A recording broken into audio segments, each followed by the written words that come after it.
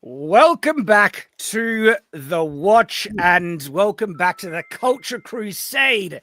And things are happening. I'm a bit flustered. I was just talking to Lit Dev and Mike right before we go live. Brandon Sanderson sends me an email, and that's the type of thing I like to respond to quickly. And so, people might be wondering, hang on, what's going on? And so me and Brandon, we drop emails back and forth now and then anyway. And there's been some discourse around Wind and Truth that I, of course, have some insight on, which is his most recent book. And I've made a video on it, but I don't want to misrepresent anything that Brandon has in regards to his perspective and his intentions behind the book. And so I've sent him the video ahead of time saying, hey, I think it'd be good if you wanted to just take a look over it. Correct me if I get anything wrong before the video drops. And it's going to be a Night's Watch video discussing some of the discourse around Wind and Truth, specifically the woke or is it woke elements in the book and Brandon's perspective. And so that video is coming out, and it's a doozy. It's a big one. It's because I have the perspective of having worked with him, and that I've also talked to him a little bit as well. And I'm also very kind of anti-woke on all that stuff. And also being a member of the same faith, there's a lot of points that I think a decent chunk of people have missed. And there's a lot that I wanted to address. So that video is going to be coming out on Night's Watch soon, in the next couple of days. But that's happening with me, and so my wife is messaging me. She's going in for it's nothing serious. It's a kind of a checkup, but she's going in. My accountant is calling me. And then there's all the stuff happening online. It's January 6th for you guys over there. It's good January 6th this time. Like, it's a really good happy January 6th, everybody. Yes. Yeah, but this time, instead of us getting slandered by the media because of a protest, we're getting. I got to drink a nice frothy beer while I saw Kamala Harris certify her own humiliating defeat to Donald J. Trump. That was pretty funny. I liked it. Was he drunk? I almost thought about getting some screen captures of her face when she does it, and then putting on a shirt or something. I think it's pretty funny. But the thing is, she goes. She mentions Trump's name, and then she mentions her name. But before she could mention her name, the entire chamber erupts in cheers. Well, not the entire chamber. Well, half of it. The chamber. Notably half of it. The right half. Like the entire chamber. But their accolades and their cheers were so loud that it sounded like the entire chamber. Wild stuff is happening. And Trudeau resigned. Trudeau resigned in disgrace. Yes. This is supposed to be a political stream, but this is like a main stuff that is just flooding everyone's feed. But don't worry, we got pop culture to dive into as usual. But I think it's just worth getting some of this out of the way to begin with, because things are like, this year has begun like pretty good. Avalanche. It's just pretty good stuff. Oh, can I also add Bitcoin's back over $100,000? And Bitcoin is back. I would clap and cheer, but I don't have a thing because Royce isn't here. Royce, where are you? Speaking of Bitcoin, I heard a story about Bitcoin. It took place many years ago when Bitcoin was still worse than a penny each. And this guy spent 10,000 Bitcoin on 2 Papa John's pizzas, which equates to now $600 million. Those are, I hope they were good pizzas. No. 10,000 Bitcoin now would be $1 billion. $1 billion. So yeah, he's been a $1 billion pizza. $1 billion pizza. Well, that's only the part that made the news, because it was the first real world's use of Bitcoin to buy a real world asset, right? Oh, when did this happen? But he did it. He did it like 11, 12 years ago, something like that. But he did it like all summer. So he actually spent over 100,000 Bitcoin that summer on pizza. That sucks. Which is now, it'd be worth so much. $10 billion. Yeah, it's like $10 billion on pizza now. Yeah. Royce, he messaged us. He says he's just needing to take a bit of a break, spend some time with the family. We understand it, Royce. We want you back, though. We miss you. I hope it's all good. You think about it, if he'd held on to that Bitcoin, he could have just bought Papa John's. Yeah, and did have plenty of money left over to make a Papa John's movie. Look, this is depressing when you hear something that like, oh yeah, if you spent $2 on something in the year 2000, you'd be an ultra quadruple billionaire. It's like don't Instead of being in grade school, I should have been investing in real estate. You know. Well, real estate is one of the rare areas in which I have lucked out on a bit. Because it was a miracle I got the Shad lands when I did, and let's just say property prices have increased since then, and so it's like I never would have been able to get it now. Real estate is just a very good investment. I didn't really buy it for an investment. I was like, I just wanted a big property to live on and stuff. And I don't want to sell it, so I didn't really get it to flip or anything like that. So even though its value has gone up, it's not hasn't increased my income or any means. But the fact that I have it and can manage the repayments on it is a massive blessing. And so, but yeah, real estate is always a pretty safe bet. I know. Look. Imagine Shad flexing. Imagine owning a house on a land. I know it's tough now, guys. Like I got in early, and I was lucky to. So I bought my first house in 2007 or 2008. Right? You bought it in the slump. In this, all right, and not only that, in the peak, right before that slump. Oh, dude, I was underwater for 6 years. Oh no, that's awful. Well. That drop didn't hit Australia nearly as bad, actually. Australia has always been pretty stable with our economy.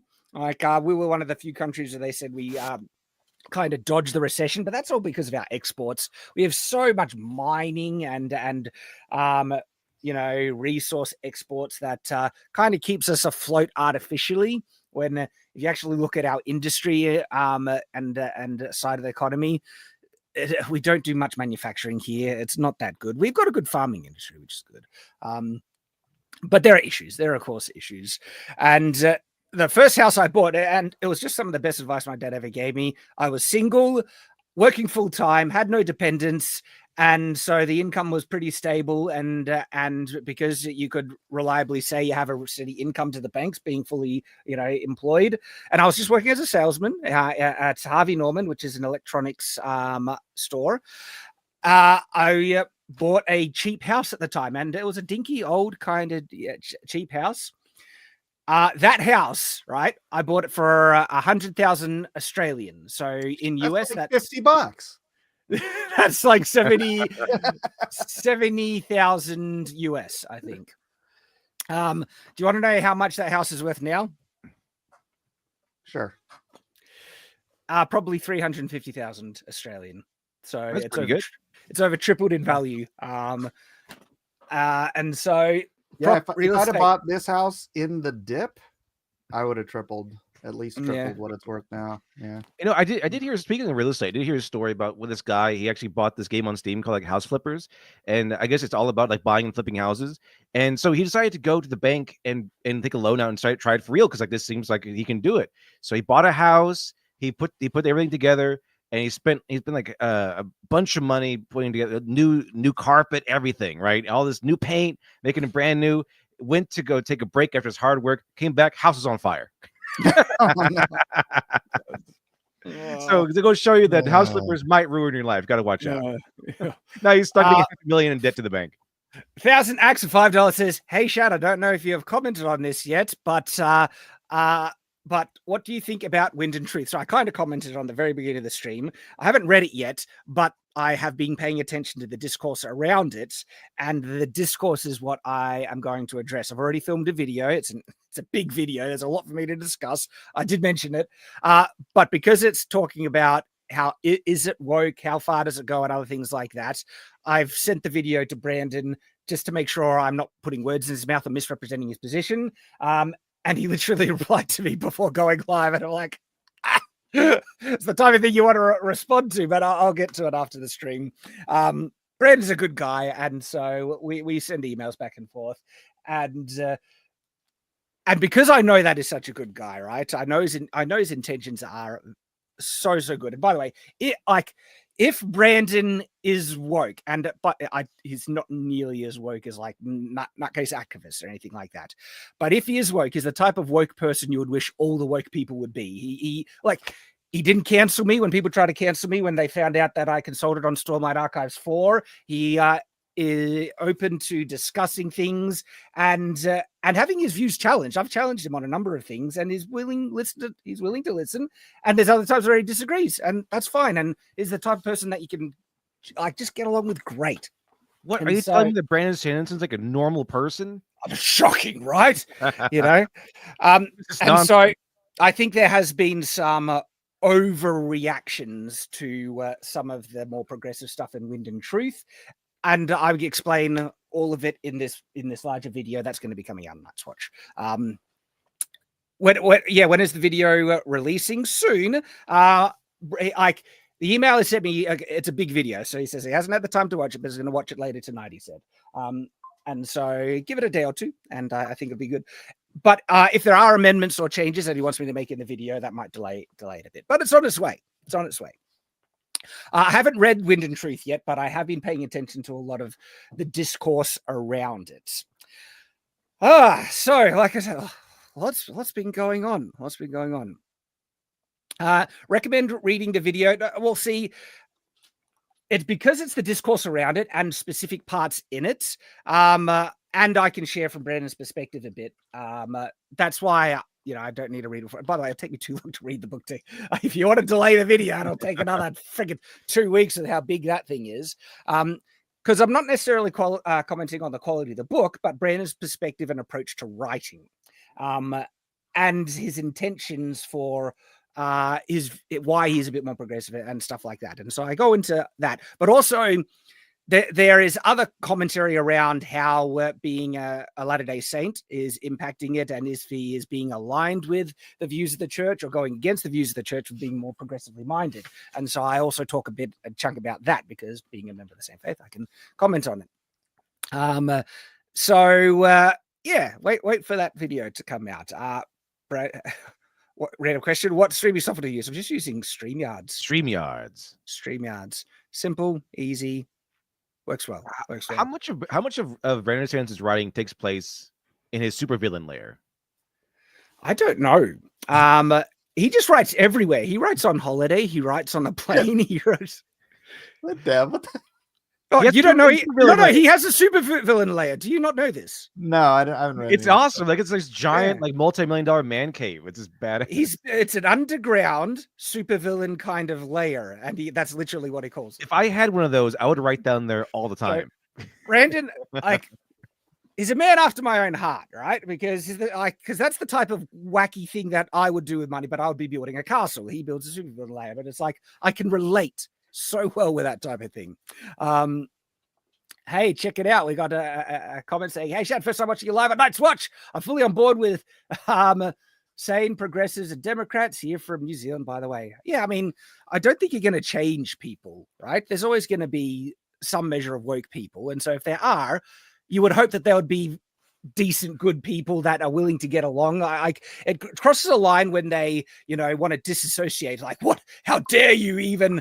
I have had people block me from entering buildings because they were so triggered by my mere presence. Right? No joke. That's happened. And it's like, I'm a normal conservative Christian. The only difference is I'm outspoken about it and I resist the woke cult, right? And call out the hypocrisy and the trash. And that just is beyond the pale. That's the cancelable, irredeemable bigot line. Because what I found for people who want to disassociate with me and things, it's not that I'm a conservative Christian. They always say, I'm friends with the conservative Christians. So that's like, okay, then why did you want to cancel our association, even friendship, right? And it's like, oh, well, it's because you are saying things that are supporting, give ammunition to misogynist biggest. You haven't really said anything, but it's kind of supporting them, right? It's all that bullcrap kind of dog whistling nonsense. And then what it really is like, oh, so it's the outrage mob you're afraid of. You are afraid of getting flack for associating with me, not because I'm saying anything particularly out of the realm, inexcusable. I'm such a run-of-the-mill conservative Christian with the standard kind of conservative Christian views, right? There's nothing extreme in it. But it's because there's an outrage mob that just reacts with unhinged lunacy, and then they go after, willing to go after people. And by the way, they have no power. If these people just ignored the outrage mob, nothing would happen. But they're cowards, and they're like, oh, well, it could affect my own reputation and all that stuff associating.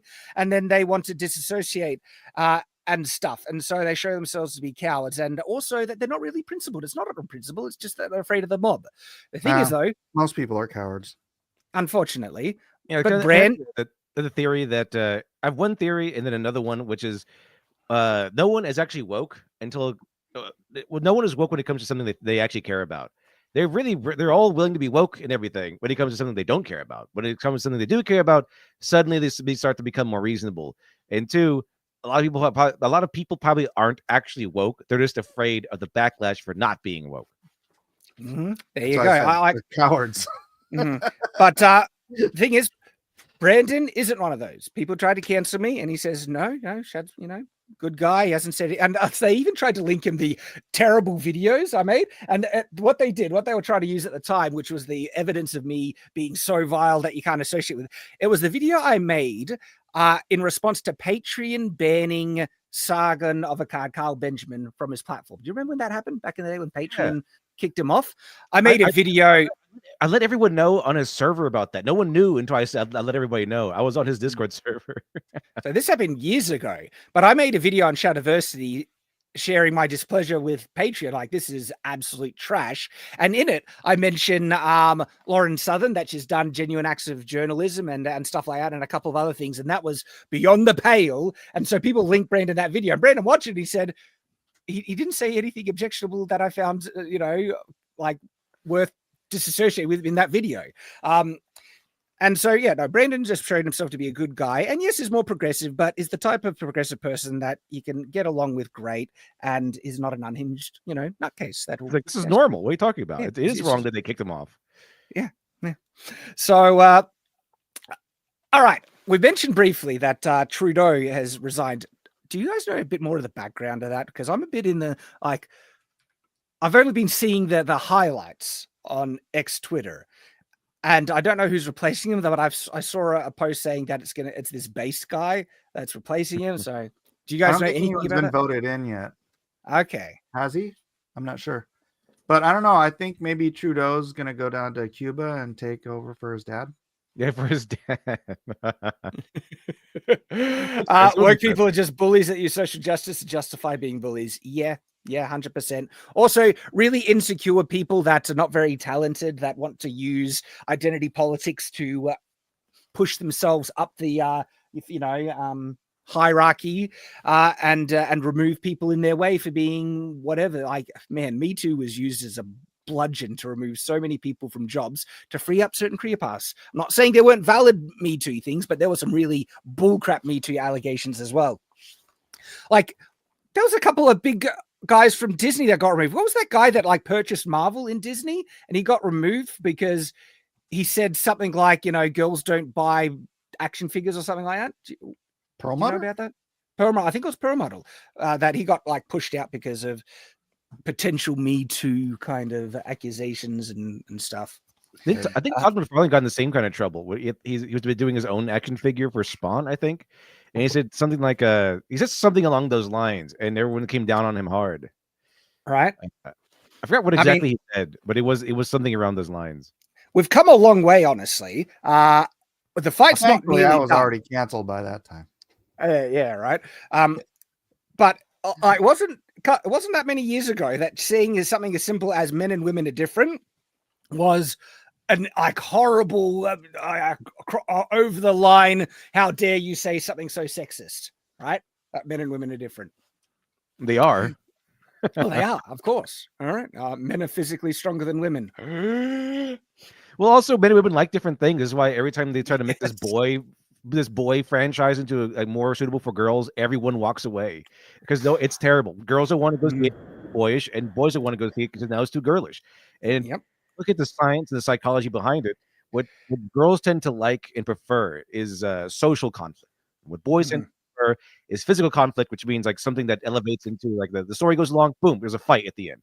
And the girls like social conflict is about like relationships, best friends dying, that sort of thing.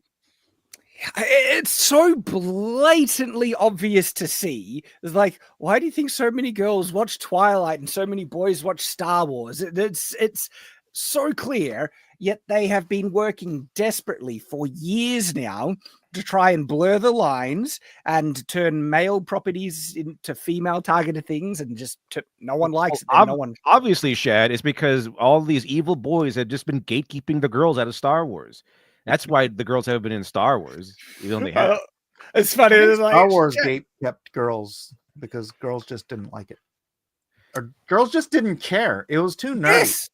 They thought it was always like silly boy stuff, you know? Yeah. How come all the girls gate kept boys out of Barbie? Why is that the case? No one answers that question. Barbie was girly as well. It's just the natural likes that they gravitate towards. And you see that like so starkly with who showed up for the Barbie movie and Wicked. Have a look at the audience demographics. It's like, wow, men and women like different things. But that was like beyond the pale to say. How dare you say, like, the feminist mantra has been like, oh, men and women only seem to like different things because society has conditioned them to like those things. That is all social conditioning, right? Which is nonsense. Absolute nonsense. Also, if that were the case, so yeah. Well, it's funny. Like, actually, it's a bit of a compounding effect. And also a chicken the egg thing, right? When you leave men and women to their own devices to make their own choices without any coercion, they naturally gravitate towards different things. And especially in what makes them happy. If you let men and women just make their own choices about pursuing the things that make them happy, wow, a lot of women choose motherhood and homemaking. Like, Jordan Peterson always makes that point about how egalitarian everything got in Scandinavia, and everyone just diverged more into their natural, instinctual jobs and stuff. It's like this shouldn't be shocking that for most women, having children is a path to incredible happiness and fulfillment. Yeah. Okay. And you see these lonely women at the end of their lives who have nothing, and they're wishing that they had something meaningful when they want children now, and it's too late. Because boys want to blow up spaceships. And they were fed a lie. But here's the thing, right? So if we observe that, then there is something good about teaching, young kids the paths that would most likely lead them to happiness. And so my daughter, I'm like, you could be anything you want in life, but the thing that'll probably make you most happy is to be a mother and a homemaker and have children. And that is and so am I conditioning her? No, because I know what people are more likely to enjoy in life, right? And so I'm going to encourage my children along the paths that have the highest likelihood of giving them happiness. And so then it's like chicken and egg compounding thing where you should be guiding people towards the direction in life that will lead to happiness and fulfillment. And I know for my daughter, motherhood is going to be a massive one. And my kids are very stereotypical. My daughter is a girly girl and my boys are just boys, where my daughter, she loves the girly thing. She loves cooking, and she's, adores like cute little things and babies and all that stuff. And my boys, my little one is 3 years old. Just yesterday, he was running around with the Batman car going, Batman! And smashing things, right? It's great. It's great watching. And it's funny. My brother was at it was after my daughter got married, and he was talking about, he's like, I'm just worried about her husband, like, not letting her do the things that she wants to do. And I'm like, you don't even know. Eden doesn't want probably anything more in this world than to be a mother. I mean, she's like, she volunteers with the babies at church. She was a nanny. She's like, I'm pretty sure that is like her first intention in life. Is she just wants to have a daughter, frankly, I'm sure. Right. And if she wants to pursue different careers and everything like that, do the thing that makes her happy. But it's amazing how much disappointment and depression women find when they're stuck in the workforce. Right. Like, It's miserable. Yeah.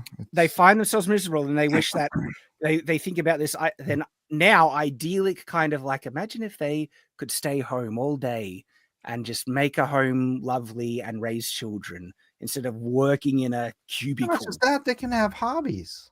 Yeah.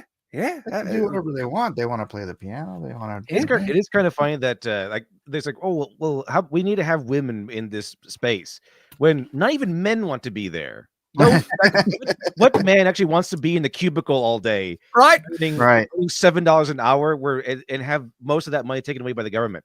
Like work 18 hours a day, and for men don't want to do that either. Yeah. We just do it because for other reasons.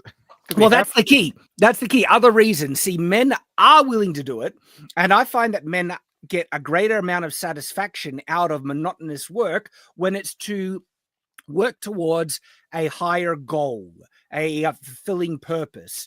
And so if it's to support their wife and children in this reciprocal kind of exchange, where if the wife is willing to look after the home, look after the kids, have dinner when he gets home, he will do the crappy jobs, and he'll do it his whole life. Men have been doing it their whole lives. They've been working in the coal mines, backbreaking labor, everything like that, because they get a sense of fulfillment out of providing and protecting. And I've experienced that as well.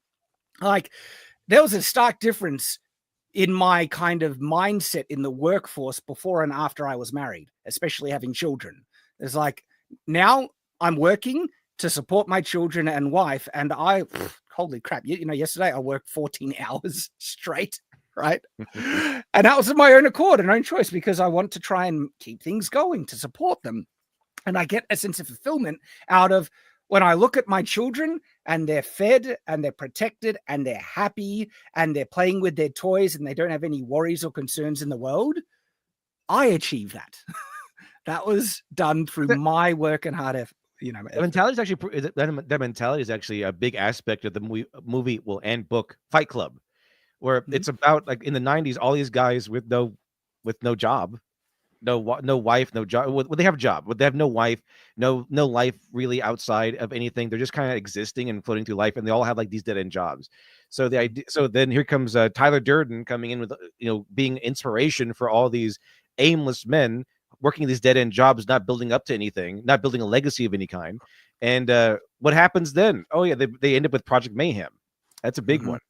His name was Bob. Men. Well, people generally need purpose, and women often find purpose out of children. And guess what men do? It's funny how family is at the core of this, right? And once you have purpose, that suddenly helps you get through a lot of the difficulties in life, even the monotonous trudgery at work. All right. And so men will happily work in the cubicle, go to the coal mines and stuff, if it's supporting something important. But the world has lost track of that. It's like, no. Being in the workforce gives you money, and money is power, and women have been enslaved in their homes because they haven't had free money to support themselves, and therefore women, you need to get in the workforce to support yourself and you'll be happy. yeah, that's working out great for them. They did DS9. Like this is for Lit Dev. This is my that? kids for Halloween. Oh. Fight Club. Yeah. Good stuff. That's one of my favorite 90s movies. Fight Club. Very good stuff. The big one's not my kid. He just happened to be Bob shaped. His name was Robert Paulson. His name was Robert Paulson. So you were about to say something before. Was it? They did a DS9 with Quark's mom, where she's starting to convince the Ferengi to like give women allow women wear clothes and stuff like that. And she goes like, they do the whole thing of like, well, if women could have clothes, they're going to have pockets, and they have pockets, they're going to want to fill them with latinum. And that changed the entirety of the Ferengi society. And so I've noticed some of the comments in chat. It's like nowadays you have to work your butt off and then come back to a screaming harpy who treats you like trash. Not if you find a good one. Now, I know we're talking about an ideal, but that's the ideal that you should be striving for, right? Because it is attainable. And when you attain it, it's the greatest thing ever. But part of the thing is you need to find the right woman. Don't just like, He sounds very bitter. Look, this is a personal testimony. I know that there are trash women in the world as there's trash men. Avoid them. There's red flags that you can see pretty darn clearly. Yeah. I've got a video on this. It's a message to young men on Night's Watch. Go watch it, right? Where I talk about this kind of stuff in depth, of some of the red flags you would want to avoid. Because when you find the right woman, guys, life becomes a dream. Same for women when you find the right man. And for guys, part of the thing you need to do to find the right woman is to become the right man that the right woman is looking for. You need to improve yourself and be willing to do what you need to do. You need to step up, take on the responsibility, and start doing stuff. And like I remember when before me and my wife were dating, we're just getting to know each other, and I don't even remember how it came up in the conversation, because I was not mentioning this to Flex. I was actually kind of mentioning it as a bit of a hassle to deal with, and it was sorting out the rent on my house, which I had already purchased. And my wife was really impressed. Well, she wasn't my wife at the time, but she was really impressed. Like, you own a house? I'm like, oh yeah, I bought it. Yeah, I own a house. And I was one of the few guys of my age in the social groups that had that. And it was, to her, it was like something impressive. It was a sign that this is a guy that kind of has his life together, is, sorting things out. Now, I know getting a house nowadays is really, really tough. The economy is different. But the point is, there are things that you can do right now that can start getting your life in order, that responsibility, working hard, work towards important goals, try and achieve Buy Bitcoin. something. Did you see that video where that mom was taking her daughters to the store, and like they learned that they do not want to be grown-ups because like the daughter was like, I have to work 3 hours and I can't even afford chicken. This little package of chicken, I can't afford that. I need to work like 5 hours to afford chicken. This sucks. Oh man. I want to share this video, but I need to find it.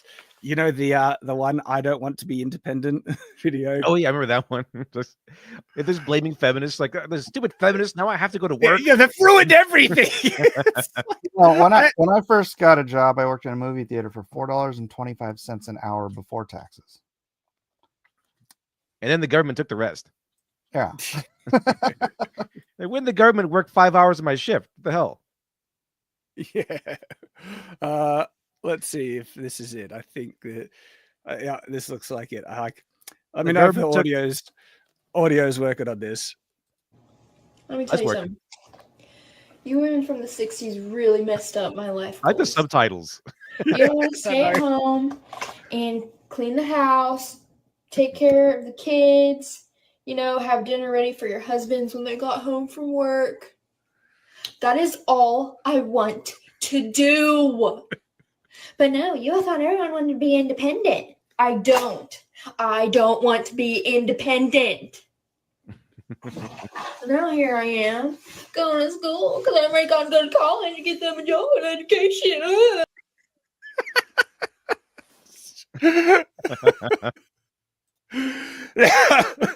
I'm not saying that's going to be the case for every girl out there, but I think it speaks to a truth. Let's just say that there might be something there.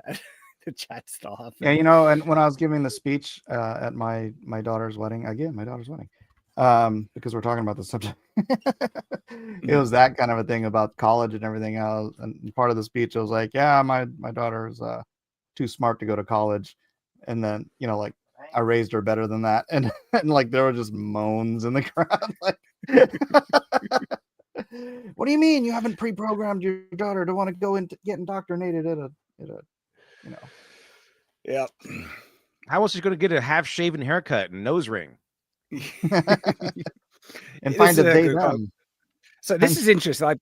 people need to get over the fact that society doesn't care about men. If you're a man, you need to get over it. No one's going to take away your burdens, and if you complain, society will laugh. There is a harsh kind of truth in there. It doesn't apply universally, of course, because there are people that will care about you, your family, and so on, right? But in the large scale, okay, you can't approach life with this sense of entitlement that you're owed anything. You need to go out and earn it, okay? You need to try and build something for yourself, something of value, and that's going to be a family for most people, okay? And part of that is to begin with building yourself as an individual. And what is your long-term goals? Like, what do you want to do as a career and work that'll give you fulfillment and joy? And by the way, like, this took me too long to find out. All right, I discovered only after I worked in the mail room at the Australian Securities and Investment Commission. Okay, where before then I had worked as a contract manager for a construction firm. I had worked as data entry at ASIC and stuff. They had a more fancy name for it, but it was data entry. They were soul crushing jobs. I hated them. All right. I was working as a salesman at a Harvey Norman. That was tolerable, but I discovered something interesting about that job. I hated dealing with people. Dealing with people is like the worst. And I'm not saying like it's the type of people that you come across. That one person in 10 can ruin your whole friggin' day. And you're just like, I would rather not have to deal. Like I would sacrifice dealing with the 9 good people to avoid that one a-hole that was just insufferable. It does happen every once in a while, yeah. Oh well, yeah, when you're dealing in like customer service, you're generally not dealing with people who are coming there to compliment you. You're dealing with people who have issues with your business. Yeah. And so then I ended up, because I wasn't enjoying the job where I was doing data entry. It was crushing. So I just went to the resource management and said, is there anything else that you got, right? And there was an opening in the mailroom, and I'm like, done, I'll take it. It was one of the best jobs I ever had. You know why? It's like they had this backlog, and this is like just, government government organizations, right? They're so bloody inefficient. They had this backlog. I'm talking boxes filled with mail, right? That was stacked up, covering an entire wall. And it was all mail that was returned to sender because the addresses might have been wrong. And therefore, they needed to be logged and updated that this address was getting returned. Okay. No one has gone through it. And one of the things that needed to happen to make it easier for people to go through it is that it needed to be opened. And because like opening a thing and then looking at it, I guess the person doing the data entry, so they had an automatic mail opening machine where you put a letter in, it goes through this thing, and it cuts the edges so it can just be flipped open. And it needed this wall of mail needed to be put through the machine and opened. Just that was it. But no one had done it. And so I was like, I'll do it. And so what I ended up doing, this is when, I finally got a smartphone and I was already enjoying audiobooks. I chucked on audiobooks, kicked back. I'd put a stack in, kick back, sit around, wait until the machine finished, and I'd be listening to the audiobooks the entire time. And it was the best friggin' job I ever had. And this stream is sponsored by Audible. Audible. You get Shadow the Conqueror. You get Shadow the Conqueror, my novel on Audible right there. Yeah, now on Audible. Yeah, but man, I that's what got me through my first reading of The Wheel of Time, dude. I was like, I got to listen to the whole Wheel of Time, well, most of them, because the Wheel of Time is long. But that's when I discovered, is like, oh, I was shocked at this. Is like, my perfect job is doing something with my hands that I don't need to use my brain on, that I can then zone out and listen to audiobooks, right? And I was like, I could dig ditches for the rest of my life and be happy. That would be my dream job. And I just listen to audiobooks all the time. I would love it. And I would go enjoy, like I'd get to enjoy entertainment, be off another world, do something with my hands, right? And then come home to my family. And if, things ever went ass up and my business, and I had to find a job and everything like that, I would love doing that. Yeah, and it took me too long to figure out that's what I would enjoy. But you can absolutely find audiobooks, right? You can find jobs that you could. There's a number of jobs that I could do that I'd probably still enjoy as well. Like I could actually work as a drafty because I know how to. It's funny. I've been trying to like. If I can ever do it, I want to build a new house on the Shadlands. And it's been put on hold because of the difficulties in the business and stuff. But I still had tried to get the planning permit through, and to do that you need preliminary plans. And so I drew up all the preliminary plans, and when I gave them to the builders, they're like, do you already have a drafty? I was like, no, I drew them. It's like, oh, are you a drafty? Because it's all professionally done and I know how to do it. And it was like, you know, is that what they call architects down under? Not necessarily. So a drafty is a draftsman, someone who can draw up the plans. You don't need to have an architectural degree to do that, but you do need an architect to kind of sign off on them. And so oftentimes drafting companies will have an architect that runs the business and have a lot of drafties working for him. And I could get a job like that pretty easy, I reckon. And there's a whole number of other career paths that you could pursue. That it would be okay. But I think my favorite one would just be digging ditches and listening to audiobooks all day. I'd love it. That would be my job. Your hands get all blistered. It'll keep me a lot more fitter than I am, you know, in my current job. Shad, you're free to go out and dig all the ditches you want now. I'm not saying I would choose to do that if I had no other choice, but if I got paid for it, if someone would be willing to pay me for it, a few dollars an hour. Shad's new channel is Digging Ditches with Shad. Digging the Shadlands. Well, no, I mean, honestly, my favorite job, of course, is content creation. I'm not going to try and pull, you know, of course, that's a great job there. It's not the best thing in terms of sitting down all day and doing stuff. And it's not to say that like I said, I worked 14 friggin' hours yesterday. So everything has its ups and downs, but of course, like, you know, content creation is my passion. Writing, of course, is my primary one. But if I had to find a job that needed to pay the bills, you know, in the short-term thing, yeah, dig ditches, listen to audiobooks, and I'd be dig through the ditches and burn through the witches. Ride on my Dragula. That'd be pretty good. Yeah. All right, so we got a couple of things to discuss today, gentlemen. And let's kick it off with I need to bring it up. The Nexus mod ban. Have you guys seen this? They banned Trump. They banned Trump. So they made a mod where he's Captain America and they banned him. Which one I think is hilarious. Like, this is wicked. And all it is, Nexus mods banned this from the site. Now, I'm glad that this is getting a bit of attention because too little too late almost as well, because Nexus mods has been doing crap like this for years. Nexus mods is trash in terms of their insane, woke, extreme left-leaning bias, right? And so there was like a mod that removed the trans flag from the Spider-Man game. Banned. For that one. And like, why do I have to have that in there? Like, why can I have them? Why is it so bad that I have a mod that replaces all the political flags with an American one? That's what it did. It replaced like the gay pride flag and stuff like that with American flags, which I think as an American I would prefer. Yeah, but no. My Nexus mod's banned. I think there was a mod that either changed the voice or did something to the trans character in the Harry Potter game. You know, that trans barkeeper in it. Barkeeper. I think someone else found out about something where it's like they're only trans in English. They're only trans in like the American version. Everywhere else, they're normal girl, but they're trans in English. They kind of changed it back to like the other, like another voice or the original voice or something. Mm-hmm. So I think it's already in there. Well, that mod banned. There was like another one. I think this chat is alluding to it. I just want to romance. There's like a romance option in a game. I forget which game. That's specifically lesbian romance, and someone modded it so you could romance this character as a male character. Banned. Like Nexus mods is trash with the crap that they do.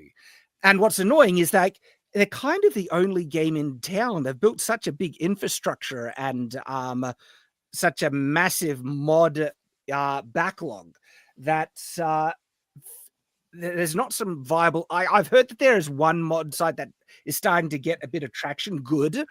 I haven't even heard what the name is though. It's like, and so Nexus mod deserves to just crash and burn with the bull crap that they are spitting out with this. Because like, what is so offensive about this? It's just that it's Trump. They hate Trump.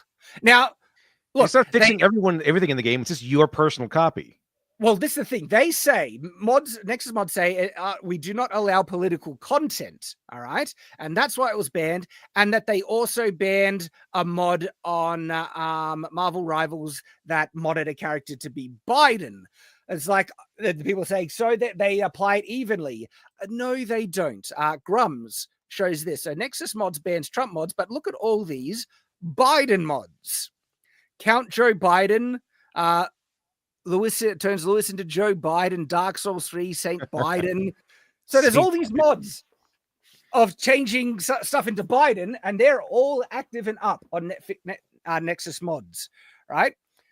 There is so clearly a massive woke bias at Nexus mods that it's disgusting. They've gone unhinged, overboard, and we already have these multiple examples of them just banning mods that are nuts, right? That are harmless, like this Trump mod. What is so offensive about this Trump mod? It's funny. It's Trump. It's Captain America. Is this Captain America Trump? Is this kind of funny? Is this not really saying anything? It's just he's just Trump now, and it's just my personal game. I think has changed. I don't think anyone else games has changed because it's an online game. The only person that would see the change is the person who installed it locally, and everyone you're playing online wouldn't even see it. We Are Harbinger says anyone who says Nexus mods is consistent is just lying. Yeah, even though they banned a supposed Joe Biden Marvel Rivals mod, no, they are so massively leaning one side and favor one side. It's crazy. So they're not consistent or balanced at all in their execution. So someone's even saying they kept the Biden. Well, there's Mike, you muted. Yeah, I just noticed that. I said maybe when I do my redraw of Captain America Rivals, I'll just make him Trump. Make him Trump. So someone's saying there's still Trump mods on Nexus. Stop rage baiting. Is like, all right, if it's recorded. No, never. Team hate. I have seen so much bias, political bias, specifically on Nexus mods that leans one way. This isn't rage baiting. This is absolutely true about how, like, if they do not allow political content, why did they allow the trans flags? Because technically, taking out the trans flags would be removing political content out of the game. Why did they ban that? And so it is so clear that they are pushing it one way. Yeah, like We Are Harboring is like, it's not rage baiting. This isn't new. It's been going on for like half a decade. Nexus mods is absolute crap with this stuff. I would like to though to have the Biden mods on. Like if I played Dark Souls 1 and I'm about to face the final boss, Gwyn, I think his name is. That'd be kind of funny if it was Biden instead. Corpse coming out. I think it'd be hilarious seeing a Trump and Biden next, like Marvel Rivals kind of fighting at it. Like I think those are like hilarious. Yeah, that's just something that's been crossing the feed lately. There needs to be a competitor. Do you guys have chat? Do you know of the one that's been getting a bit more attention because of people getting fed up with Nexus mods, especially the Captain America one recently? Let us know because I'd like to be reminded. Which character would Biden be in Marvel Rivals? Obviously, Trump is Captain America. There's base mods, Lovers Labs, AFK mods. So I don't know any of those. It's literally called base mods. Base mods. Base mods. Base mods. We have confirmation. I'm going to look them up. I will seriously look up because I love modding games. In actual fact, okay. Thank you, Harbinger. He says, do not go to Lover's Lab. The title of that one does sound dubious when you know what the nature of certain mods are. Lover Slab. Look at this. Buddy Rabbit says, I got a timeout Nexus on an old account. Someone asked me to do a voice for a companion character Fallout Forum because I refused to do mature gay content. There you go, right? Oh yeah. So Lovers Lab is an adult modding scene. There, that sounds about right. So based mods is the one that I'll be looking into because modding games. Based. I mean, I love modding games. My Dragon Age, Dragon's Dogma 2 game is modded to the hilt. So much so that I had to avoid updating the game because every time it freaking updates, it breaks my mods. Can't stand it. Bloody hell. Classic. Oh my gosh. But oh man, my mod list for Mountain Blade Bannerlord 2. Oh, I love that game. That was a good game. It's a great game. It's my Did you get the one they had after that? I think it's called like Fire and Gunpowder or something like that. Where it's like it has guns and stuff. Who cares? It's guns. Give me swords. That's not an upgrade. Lit Dev. Come on. It was like maybe if there's some sort of novel or something. They were during a different era in history. It was kind of interesting, but Warband was awesome. Warband was great, yeah. And so I often buy a game but don't play it for several months because I want some mods to come out to like I did that with Fallout 4. Is like I need to wait a bit. I want to get some mods on this bad boy. So yeah, I like if I could find an alternative to Nexus, that would be phenomenal. That'd be great. Like I've even stopped using the Nexus mod manager when I can because there's just ones that are better than it. For Dragon's Dogma 2, there's a mod manager called the Fluffy Mod Manager, which is catered for handling Capcom games. And it's great. And so I use that for Dragon's Dogma and also the recent Street Fighter game, which is actually pretty good. I enjoyed the recent Street Fighter. Yeah, one fact I found out about the Street Fighter is the story behind Chun-Li's legs. And the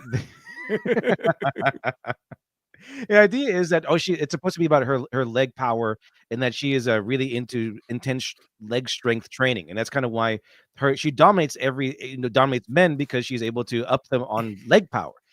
They asked the creator about this, and he's like, "No, he just has he's a thigh fetish. That's the real answer." Hey, sometimes those shapely thighs, they look. Sometimes it's just a fetish. In fact, usually it's just a fetish. Well, what do they say? Thick thighs save lives or something. Save lives. It depends. Sometimes it suits the character. All right, let's grab some of the super chats. We got $5 from Extanglia. 1 trillion seconds is 31,000 years. The US is over 36 trillion in debt. I don't really know the context of that one, Extanglia. What were we talking about? Bitcoin. If you count $1, if you count $1 per second for a trillion and up to $1 trillion, it'll take you 31,000 years to count it. Holy crap! In the US, it's $36 trillion in debt.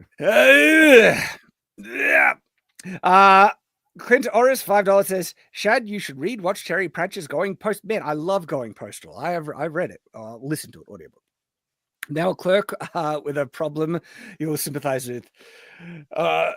Litvig. I love Going Postal. Great book series. I'm trying to, so it was Litvig. What was his first name? I can't remember, but great character. Moist. Wasn't it Moist? I think it was. Oh yeah, but Going Postal is phenomenal. And Old Time for $20 says, I'm right with you, Shad. My Baldur's Gate 3 game is so overmodded that my finger gets sore when I scroll down to look at the wall. Oh, it gets sore when you scroll down. Okay, yeah. Scroll down. Scroll down. I love mods. Mods are absolutely great. They make gaming worthwhile for me because you can customize your game towards the thing that ways that you like. And I like, especially like, because I love customization, especially character customization, because I'm a writer. I like making my own characters in the games and stuff. And so when you give me more customization, love it. Yep. I just love the Baldur's Gate 3 people complain about that still. It just really makes me laugh still because they complain about everyone choosing, oh, you all made a white man paladin and then kept going, huh? We put all this work into customization and you all just made a white man. But the hairstyle and the facial feels like you customize the white man the way that you want him to be, right? Oh yeah, we are bringing up mods are wonderful. Skyrim mods, for example, added so much more content. Hell yeah, the point Kind of need mods in Skyrim. man, you have like my Skyrim mod list is insane. The So much so vanilla Skyrim is fun, but you kind of need mods. you need mods. Like mods remake that game completely. Like and then it updates it very sorely needed update. Because it's funny how many I think like bugs and just like holes that are in that game, but mods just fix it all. All right, so we got another kind of thing to talk about, and you actually shared it, LitDev. It is this new thing about the Acolyte, some of the cope that's been going around. Do you want to fill us in on this? Goodness. Well, I've been seeing this like around for the last, I think, couple of months or so, where it's like, oh, hey, remember this the Last Jedi? Because this was a topic of discussion way back when the Last Jedi Award was going on, and everyone was talking about themes and crap, or at least more so, than they did now. I think it's picking back up again, but yeah, back then it was like, oh yeah, well, everyone hated, what was it, the Empire Strikes back in the day. Everyone hated the prequels. So of course, all we gotta do is wait a few years, and everyone will love the sequels, as if that's like a rule, and that we're all just there's no reason to hate the sequels, and now we're all just hating it for hating its sake, and it weren't actually bad movies, and then we'll love it in a few years. But they don't understand the reason why we like the prequels now is because, well, first of all, we saw how bad it could get. Well, when the prequels came out, everyone loved it. Like nobody really hated prequels when it came out. And then people started giving it the critical eye, and then like, oh, they actually do suck. And then we saw that they sucked until the sequels came out. Then we saw how bad things could actually get. Like, yeah, we judged you too harshly. Exactly. We were like, we didn't know how good we had it with the prequels. If this is how bad things can get, but you're absolutely right. Like prequels were really popular when they first came out because we were so starved for Star Wars. And for me, it was like small moments that won me over. Seeing Yoda kind of kick ass in Attack of the Clones. Oh, yeah, Attack of the Clones. That's the second one, right? I think it's Attack of the Clones. Yeah. Yeah. Just friggin' awesome. I loved that. And so it was moments like that. And look, Battle on Mustafar, in Revenge of the Sith. Mwah, that was brilliant. And there is some depth to that story, even though the execution misses the mark. I can appreciate what it was trying to go for, the danger of power and the temptation, the fall, and all that stuff. There's something there that you can enjoy. And it was earnest. They tried. Yeah. I hated Jar Jar Binks. I always hated him. There's a cut on YouTube though that cuts out Jar Jar Binks out of really? almost entirely. He's like, Jar Jar Binks is required though, because he's the guy that gives Palpatine all of his power. I could have done. Well, I mean, it's just the first one. Hey, I absolutely need to grab this super chat that's come up from Neo $5. Hey, Shad, I finished listening to your book. Really enjoyed the ending, dude. I'm glad you enjoyed it. I love seeing that. Thanks, man. I know I was happy with the ending. I think the ending came together with it. So people say Darth Jar Jar. Really? Darth Jar Jar. That's it. I was to say. I want Darth Jar Jar. I think it's people are just loving it because of the meme. It's the meme that people are latching on to here. No, Jar Jar is awful. He should. I know, but that's because George Lucas chickened out of making him Darth Jar Jar. It should have been like Jar Jar should have been Plagueis the whole time. That way he replays Yoda being an absolute goofball for the first 10 minutes we meet him. Right? It's the same thing, except he did it through a whole movie, and then they're like, "Oh, everyone hates Jar Jar." Oh. Could you imagine Jar Jar? It would have made so much more sense. Imagine the third movie, and then Jar Jar Binks comes in at the end and talks to Palpatine in his goofy voice, and reveals that he's been Plagueis the entire time. That'd been crazy.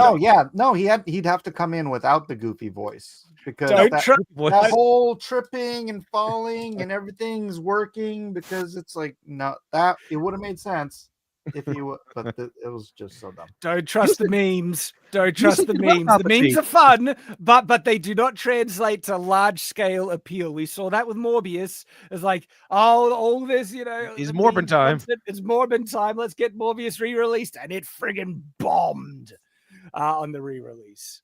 And so, I don't know. Look, maybe I could be wrong, but Jar Jar is an awful character, and doing anything around him, as fun as the meme is, I didn't. And look, maybe it's about execution, right? Because potentially annoying characters are tricky to deal with because when done bad, they're really bad. But when they're done right, they can be the highlight. Like, oddly enough, and this is bizarre, and I'm almost ashamed to say it, there was one kind of character I was able to enjoy from The Rise of Skywalker. Can you guess who it is? Rise of Skywalker. In Rise of Skywalker, one. A little mechanic no, doctor thing. Whatever. no, So, was it Babu Frick? nope. Everyone loves Babu Frick. It was C-3PO. Oh He yeah, was- well, that doesn't count. But You he's mean potentially goodbye, my friends who I just met, C-3PO? no, it's like he has a couple of quirky lines that are actually quite enjoyable in it. I've only seen it once. But I remember enjoying C-3PO in it, and I said it in my review. He was like, it was a trash dog crap film, one of the worst films I've ever seen. But C-3PO was one of the few enjoyable things about it, and he's a character that you could do very wrong, and he could be friggin' annoying, like horrible. But when done right, and so you can do annoying characters right if you know how to handle them. So maybe that's could have been what was if a talented writer could do something with Jar Jar. I'm still surprised to this day that Rise of Skywalker didn't give C-3PO a robot boyfriend. And that was pretty good restraint on their part.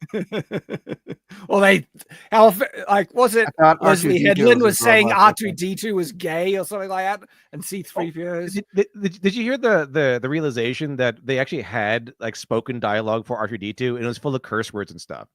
And so they kept the reaction of C-3PO into that original script. So that's why it's like, oh my.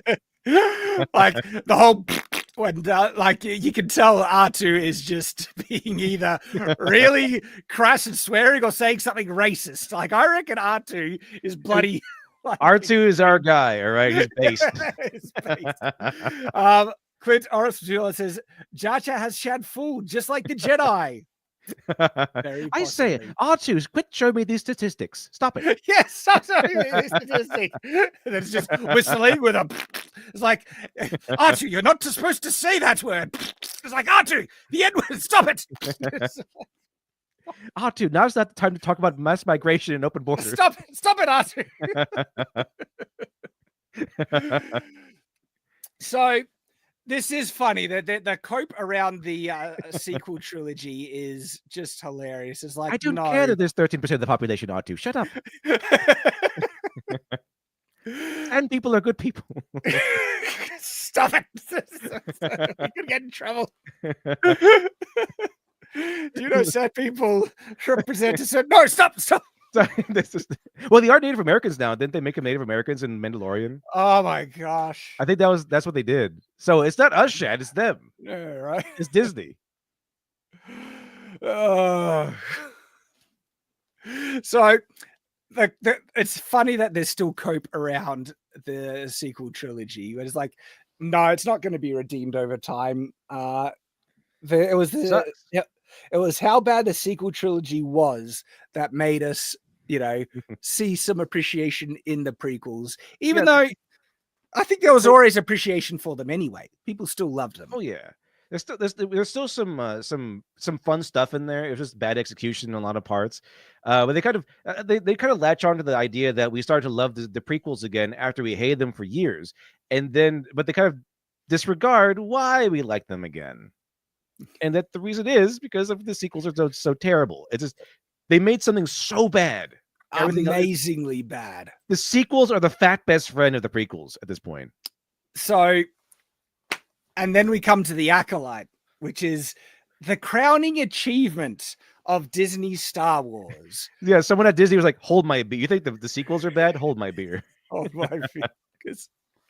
Oh my gosh. And this is kind of evidence that no, the sequels are not redeemable, because the thing, like, the sequels are so bad it made us appreciate the prequels. Well, Disney did make something even worse than the sequels.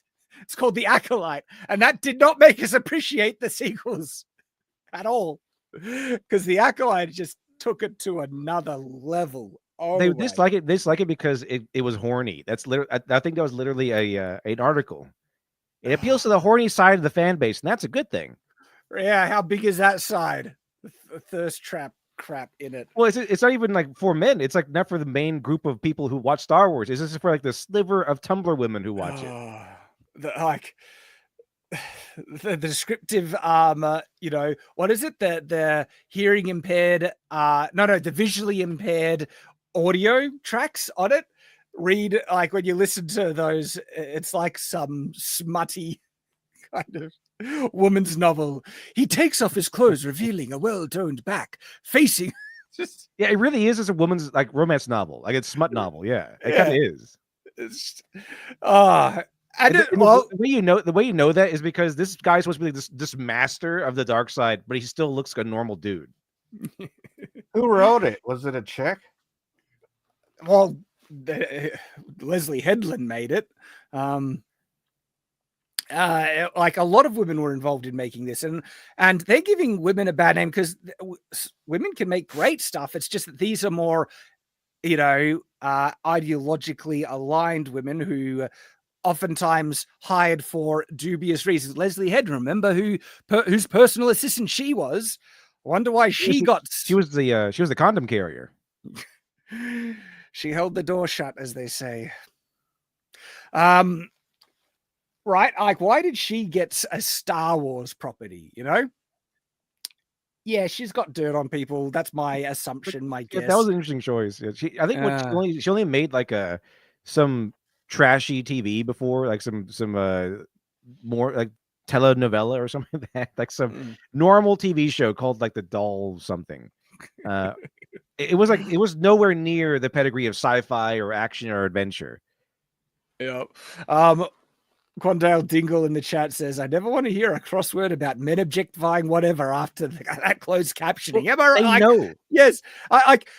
The hypocrisy of the feminist movement has been exposed so much. They cried bloody murder about the male gaze, and then they all cheered when Thor was stripped naked, and two women, instead of doing anything about a man being sexually assaulted and stripped, decide to kick back and eat more popcorn and enjoy the view. There was even popcorn before. It was all grapes, and then they found popcorn somehow. Oh my gosh! And by the way, they are aware of the hypocrisy. They just don't care. There was an article back in, I think it was like 2016, 15 or whatever, where they listed like the top hottest men right after an article of like the male gaze is evil, and they mentioned in the title that we're objectifying these men and we don't care. They said that the title is like something like that. Exactly.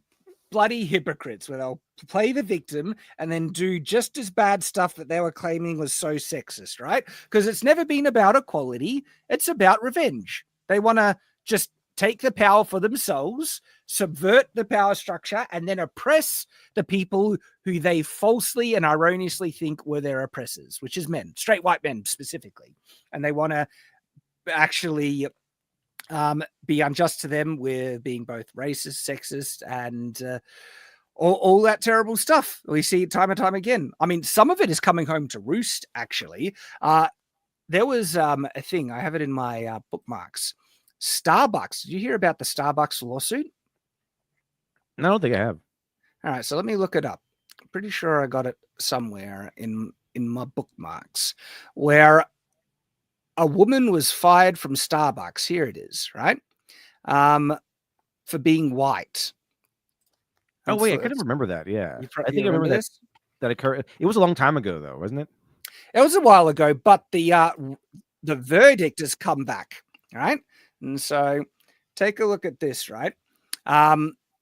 I don't know who this is on X, but I came across my feed and I was like, this is interesting. Court ordered Starbucks to pay over $25 million because they fired an employee for being white. You get what you friggin' deserve, Starbucks. Now some people would argue that, oh, well, they had every right to fire her because it's one of those states probably where you can be an employer and fire your employee for any reason, even no reason at all. But what you can't do in any states is fire an employee for a discrimination reason, and one of those is race. So you can't actually fire someone for being black. You can't fire someone for being white. You just can't do it. It's not allowed. Exactly. And so let's listen to this bit of news. A major verdict against Starbucks, ordered to pay more than $25 million to a former employee who says she was fired because she's white. This morning, a 25. Oh, they're gonna be feeling that sting. I think more people should do that, even if it's if they get fired. This sue the company for firing them for being white. It is legitimate racism, right? And this is coming from the crowd of people that say, "Oh, racism is, we're not racist." They say all the time, and then they go around and be horribly racist to white people. And it's like, "Oh, you can't be." What did they say? That you can't be racist to white people was one of the lines. According to the law, you can actually. Well, according to the law, if there's a power dynamic, you have to be the oppressed. Prejudice is power plus. Exactly. Yeah, because white people are in power, so they say, even though Asian people are the highest income earners in America, right? But because white people are supposedly at the top of the hierarchy, which actually no, right? That reminds me that there was an AI that happened to, where they made an AI and then they exposed it to the internet and then immediately became racist and praised Asians as the superior master race.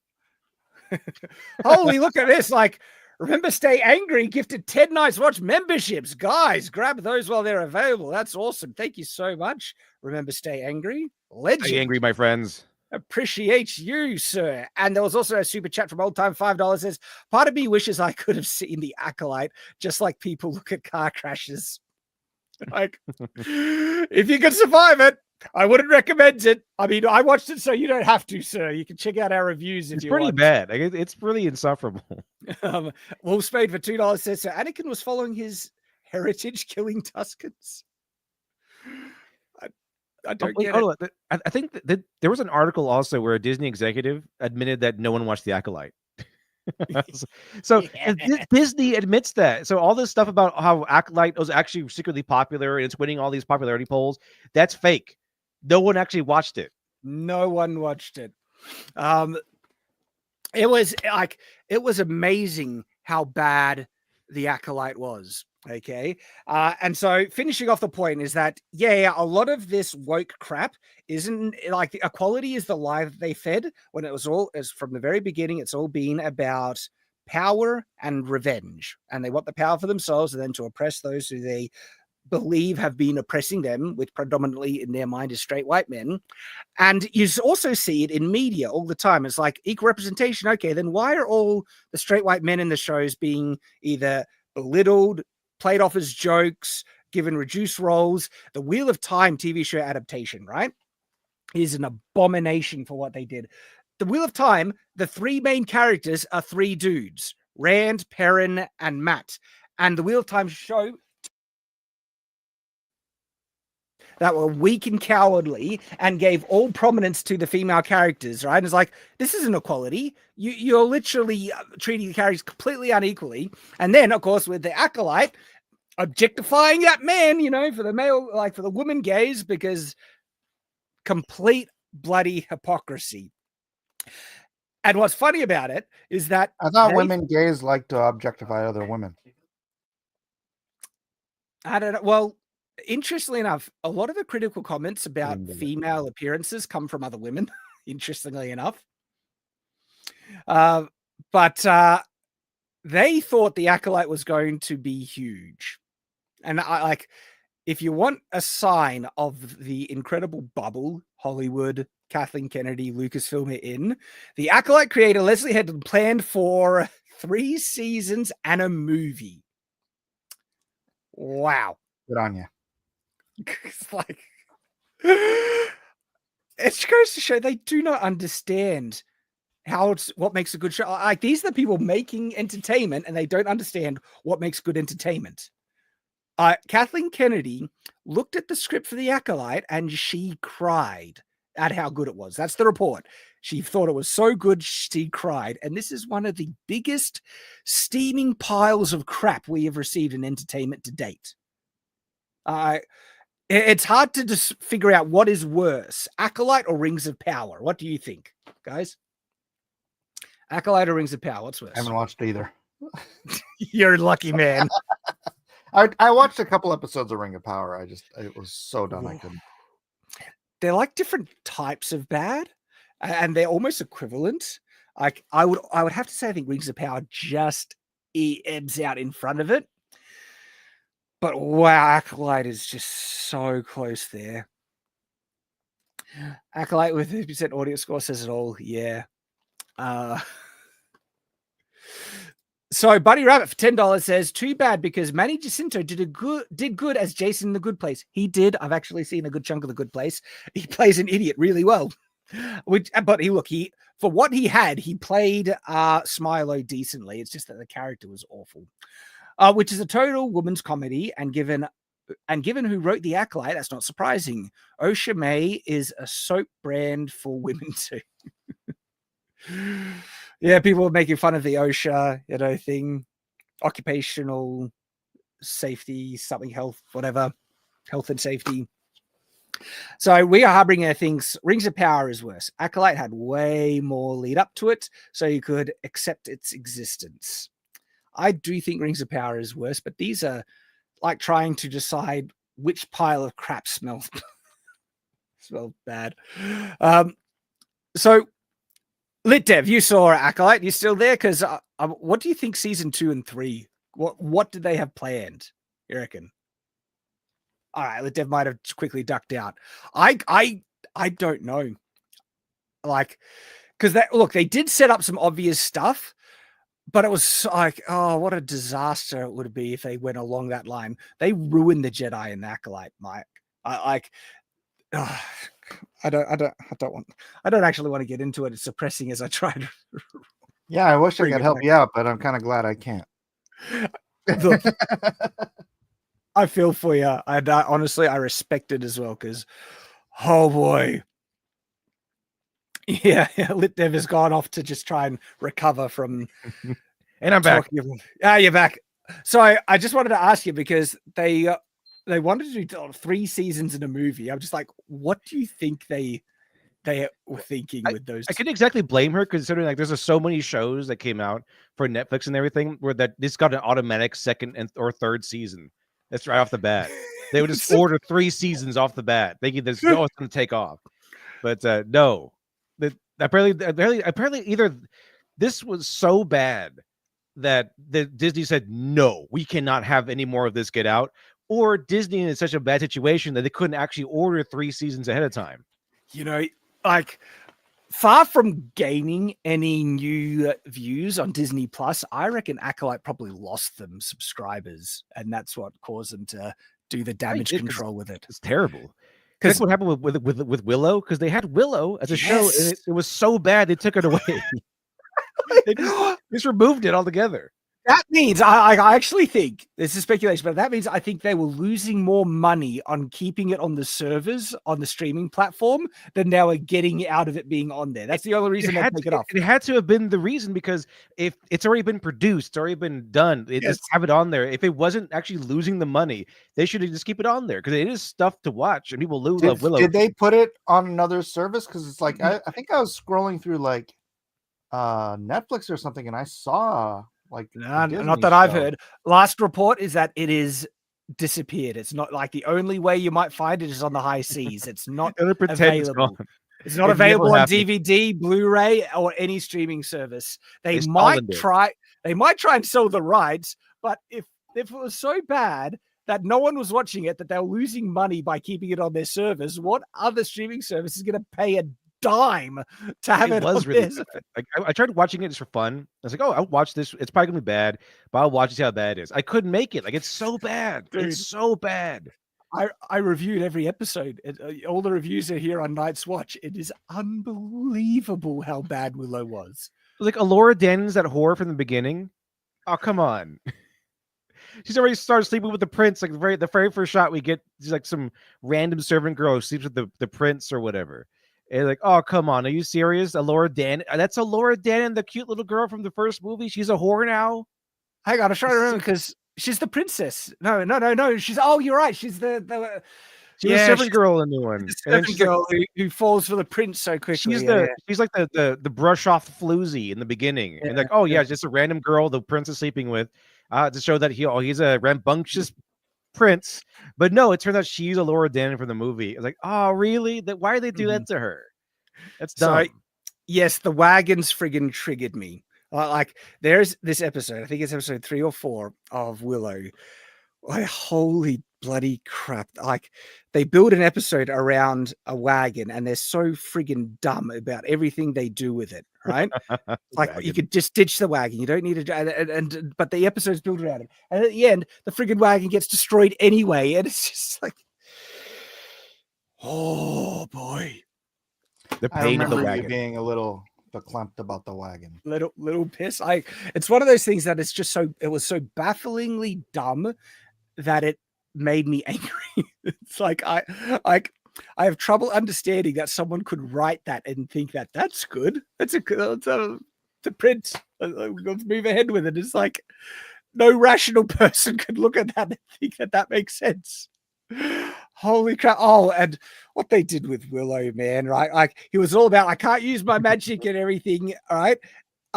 To the point where he lets his best friend get murdered, and then he uses a bit later for some dumb reason. It's like, you friggin' bastard. But look, the end of Willow takes the cake. Did you not get to the end, Lit Dev? I couldn't make it. There was an episode that started off with, "What happened like 400 years ago on a Wednesday," and I stopped right there. So I have trouble explaining it. Unironic worm jizz, and I'm not kidding. That sounds pretty Disney. Like, Mike is just like, what? That's in the show. That's not hyperbole. We can't have things get too deep or dramatic or violent or anything like that, but we can't have worm jizz in this show. It's in there. Like, there's so part of the arc of Willow is that there is this evil worm coming from another dimension that's going to invade the main world, and it's going to be this apocalypse.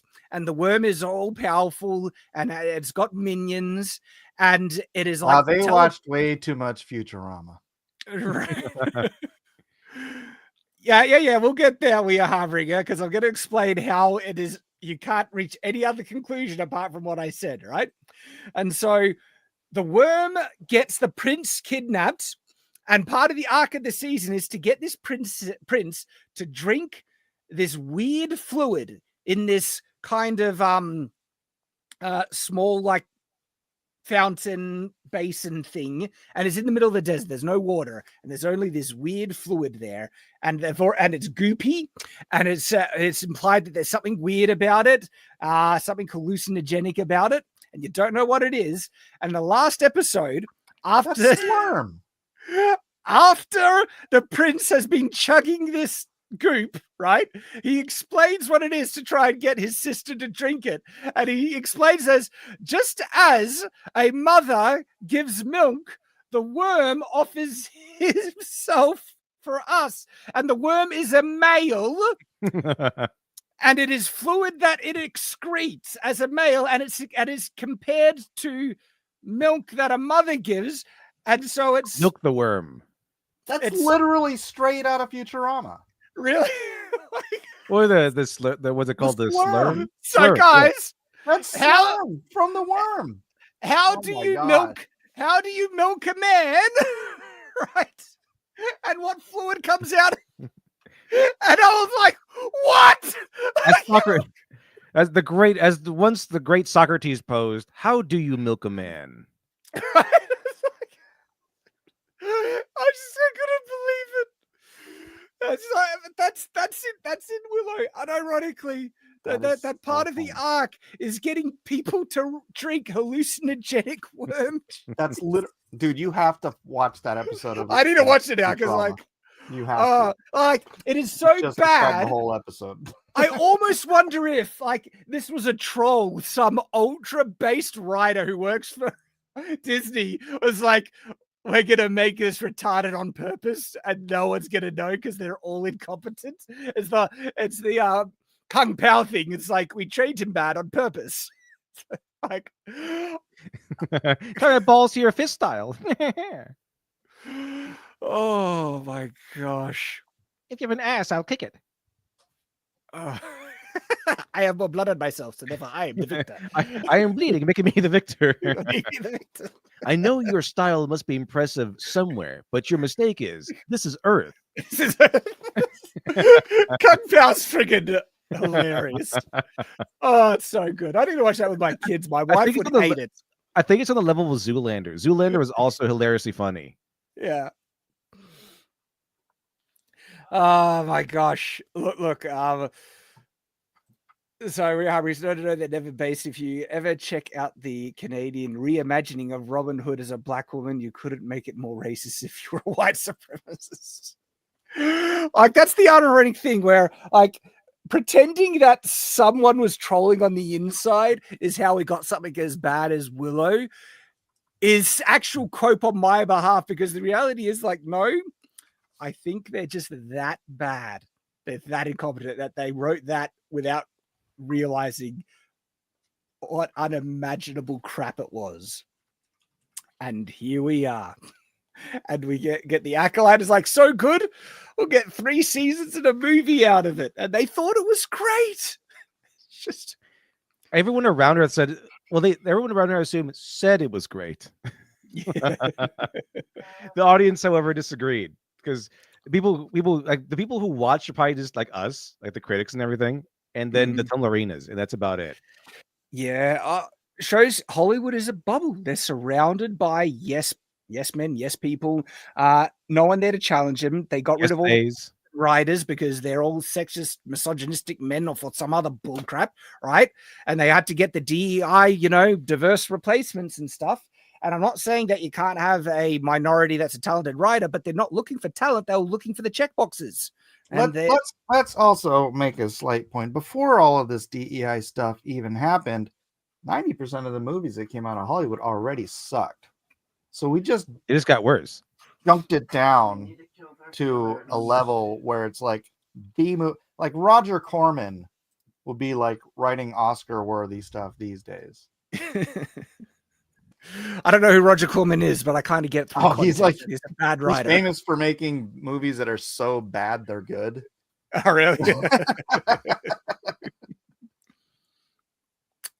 Gosh, yeah, the state of Hollywood and Disney in particular, and it's not going to change anytime soon. Even though they're like, oh, we need to remove some of the trans allegory in kids media, Disney, they haven't removed the people that made it. They're all there, and so it's going to be rare to get something good in the next few years, and there's going to be some rare diamonds in the rough. We got a couple of good ones. Penguin was brilliant.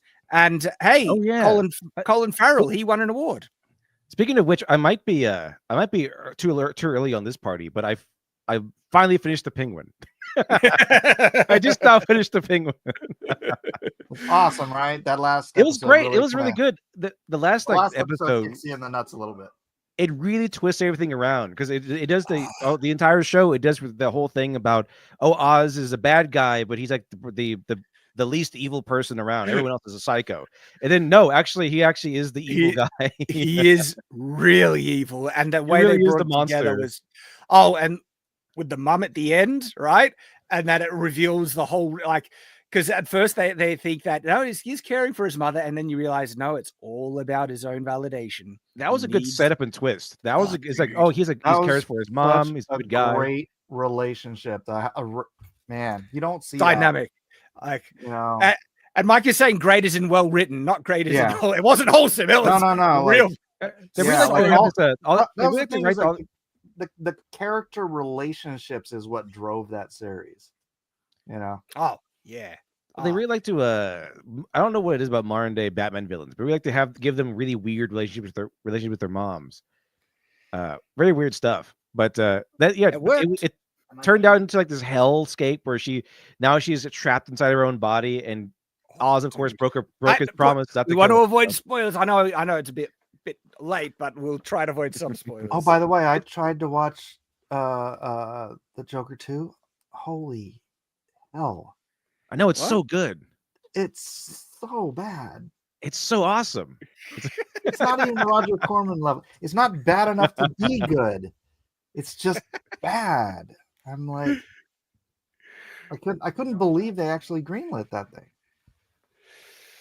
There's deeper meaning to it, Mike. Lit Dev knows. He's got the videos. Hey, so what? Like, we talked about a bit last week about what's going on with the Batman now, because the Joker, Delayed. sorry, not the Joker, the Penguin is the same universe as the Batman. This is Robin Pattinson's Batman, which I think is kind of odd naming like a whole series after the lead actor. And I was like, that should be named after the primary creator. Isn't it the director? This is his baby, his universe. I don't even know his name. Yeah, it's Matt Reeves, right? Matt Reeves. Yeah, the Matt Reeves Batman. That's what we should be saying, if that's him.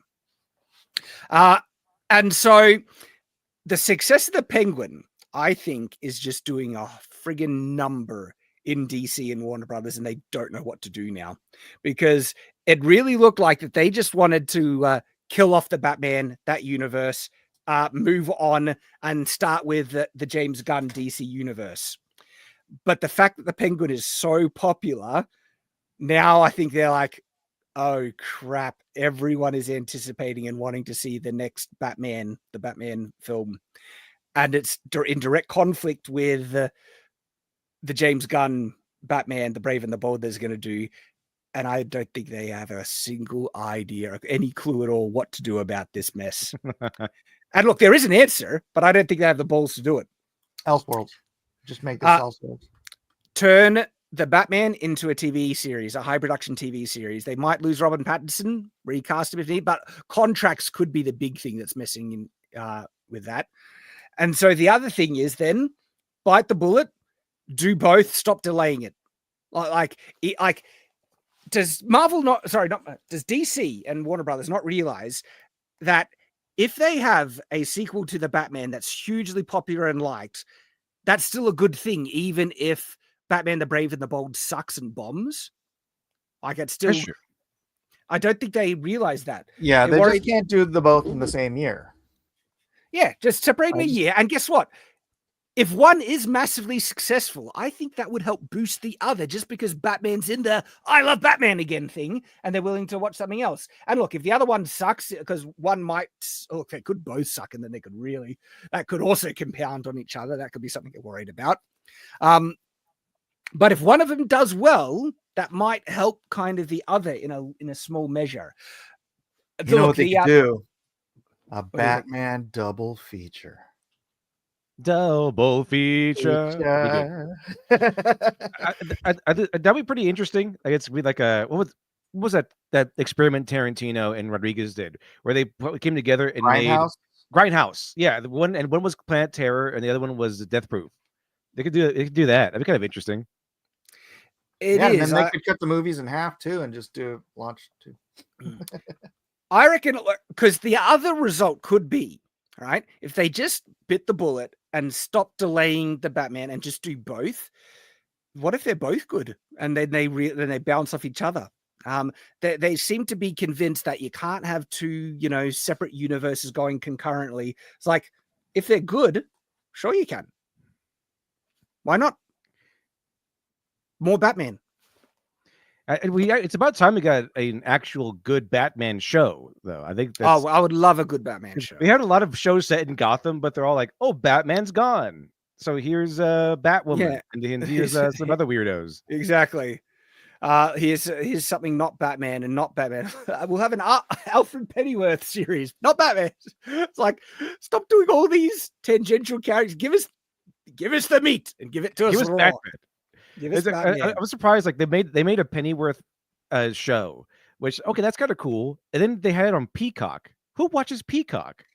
I never even saw it on any of my feeds. Not that I'm particularly interested in it. It's like, maybe I saw probably most of the first season of Pennyworth. It was good. Was it good? Okay. I still just give us Batman.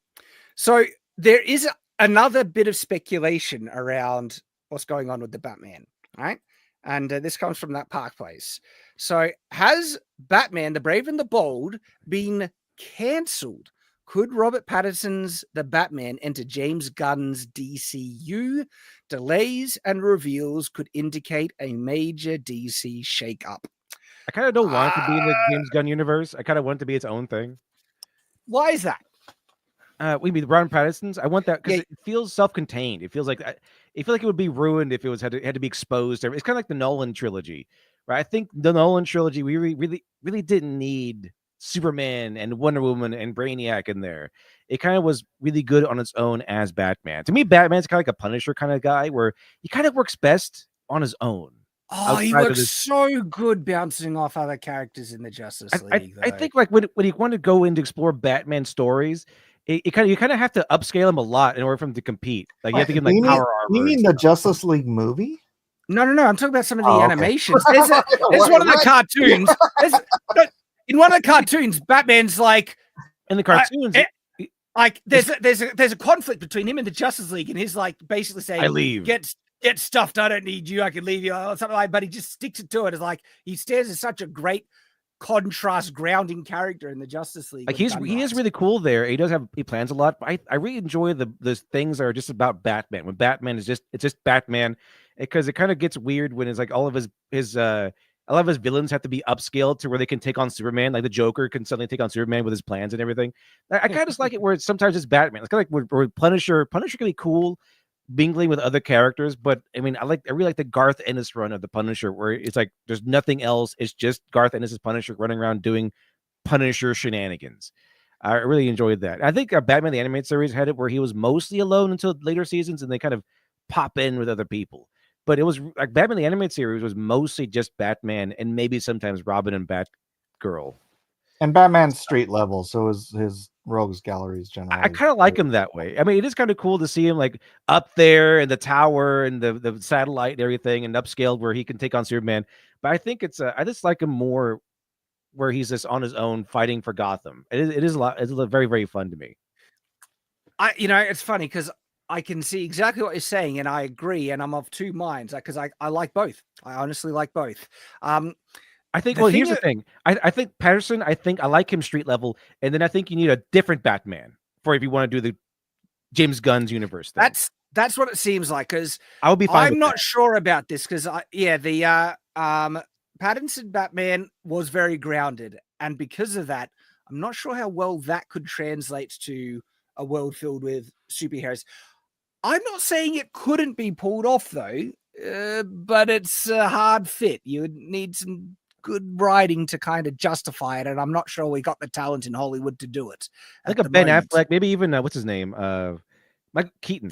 Keaton's Batman, I think, could do it, but I'm not really sure about Pattinson's. Pattinson's Batman seems very street level, very kind of like grounded. I want to say the word mundane, but that seems like an insult. I don't use it as an insult, but he's more grounded. And it was actually a good, interesting take in regards to it because I like the fact that he was basically a bit of a gearhead and working on the Batmobile himself and building a lot of the stuff himself, which meant it needed to be toned down a bit. Interestingly enough, I actually think Nolan's Batman could have translated easier into the Justice League than Pattinson's Batman because he had so too. Yeah, he had bigger gadgets, more resources. He had like military grade stuff. Like he got stuff from the military and everything. It was crazy. It was good. So I think you're right. I do believe like Nolan's Batman, Patrick Bateman Batman could be over there in the Justice League, I think. Yeah. But yeah, they actually did that because, and I like that part about the Pattinson Batman is the fact that he's doing more of it himself, and therefore he had to struggle a bit more in certain conflicts and things. I really like that too. It kind of feels like Batman. Have you read Batman Year One? I know of it. I think I've seen some of the cartoons. It kind of reminds me like of that level of Batman, where he's kind of like walking the streets at night in disguises, things like that. I really like Batman Year One. I like the way he handles Jim Gordon. But anyway, the thing is, I think the Patterson Batman is best in his own contained universe, and we need like a different like Justice League level Batman, crazy comic booky Batman. Like as people might hate Ben Affleck's Batman was very much so this big, high, larger than life character that Batman should be to fit in with the Justice League. Yeah. I saw this on some of you sharing some of that stuff. Maybe for the Joker, no for the Batman. Get him out of there. You're muted, Mike. Mike, you're muted. In '89, Alec Baldwin would have been the perfect Bruce Wayne. No. He's a little too old here.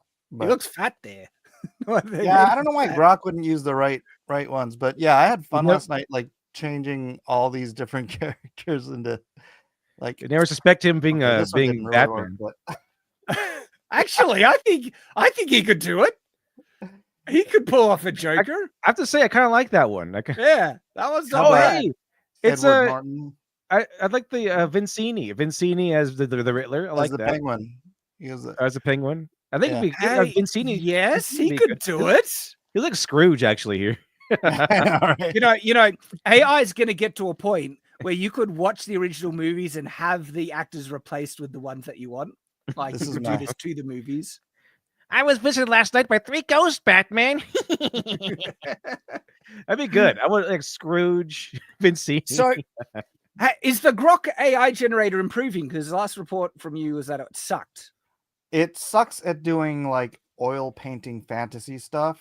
I think Yeah. the reason Elon chose this AI is because it's really good at realistic likenesses. Yeah, it is And, pretty good at that. Because what I'm seeing, this yeah. looks pretty good.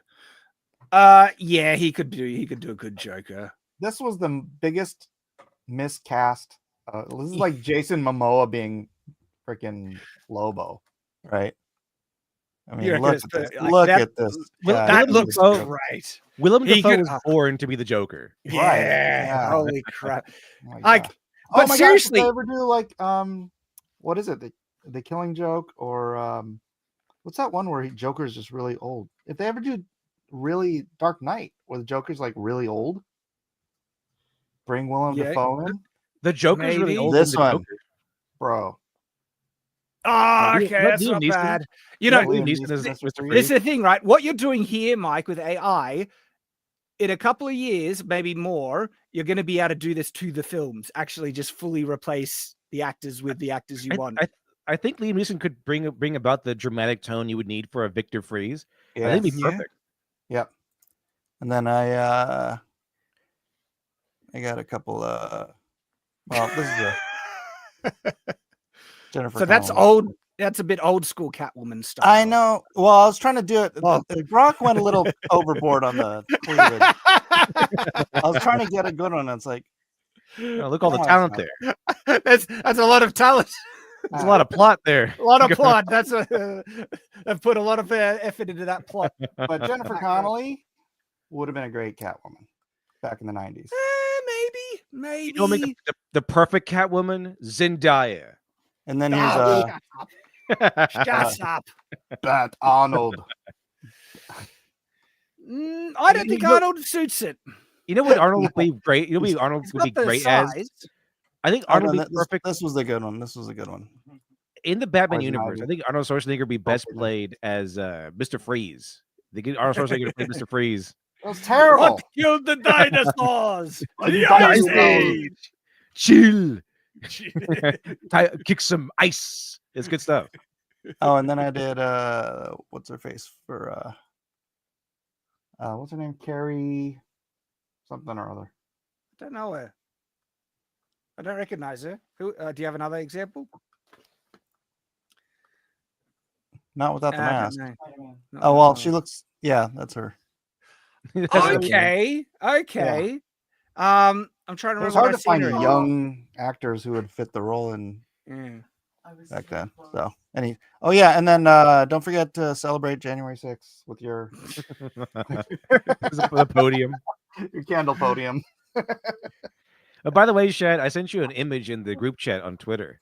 I think you Oh, might okay. enjoy. Let me have a look. It is a great quote from Socrates. Okay. Let me see. Oh, wrong one. Here it is. As How Socrates to- once said. This is Socrates. My, Yeah, my favorite quote from Socrates: "How do you milk a man?" Socrates. There is a way. Bloody Willow, man. Oh my gosh. So, yeah, I think this is mostly speculation from that Park Place. And I bit of a reach. I don't see them doing it. If they did, they would need to ramp up his power levels and resources quite a bit. You know, get the military grade stuff again. Here's an interesting super chat from Nathan Cassidy. He says, Razorfist's take on the Batman was it was a standalone palette cleanser after all the interconnected MCU stuff. That's what the sequel and all superhero movies going forward need to be, in my opinion.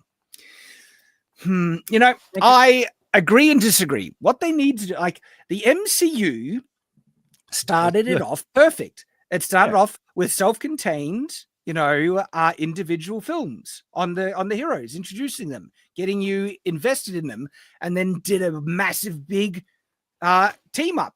That's It the was awesome. It was model. epic.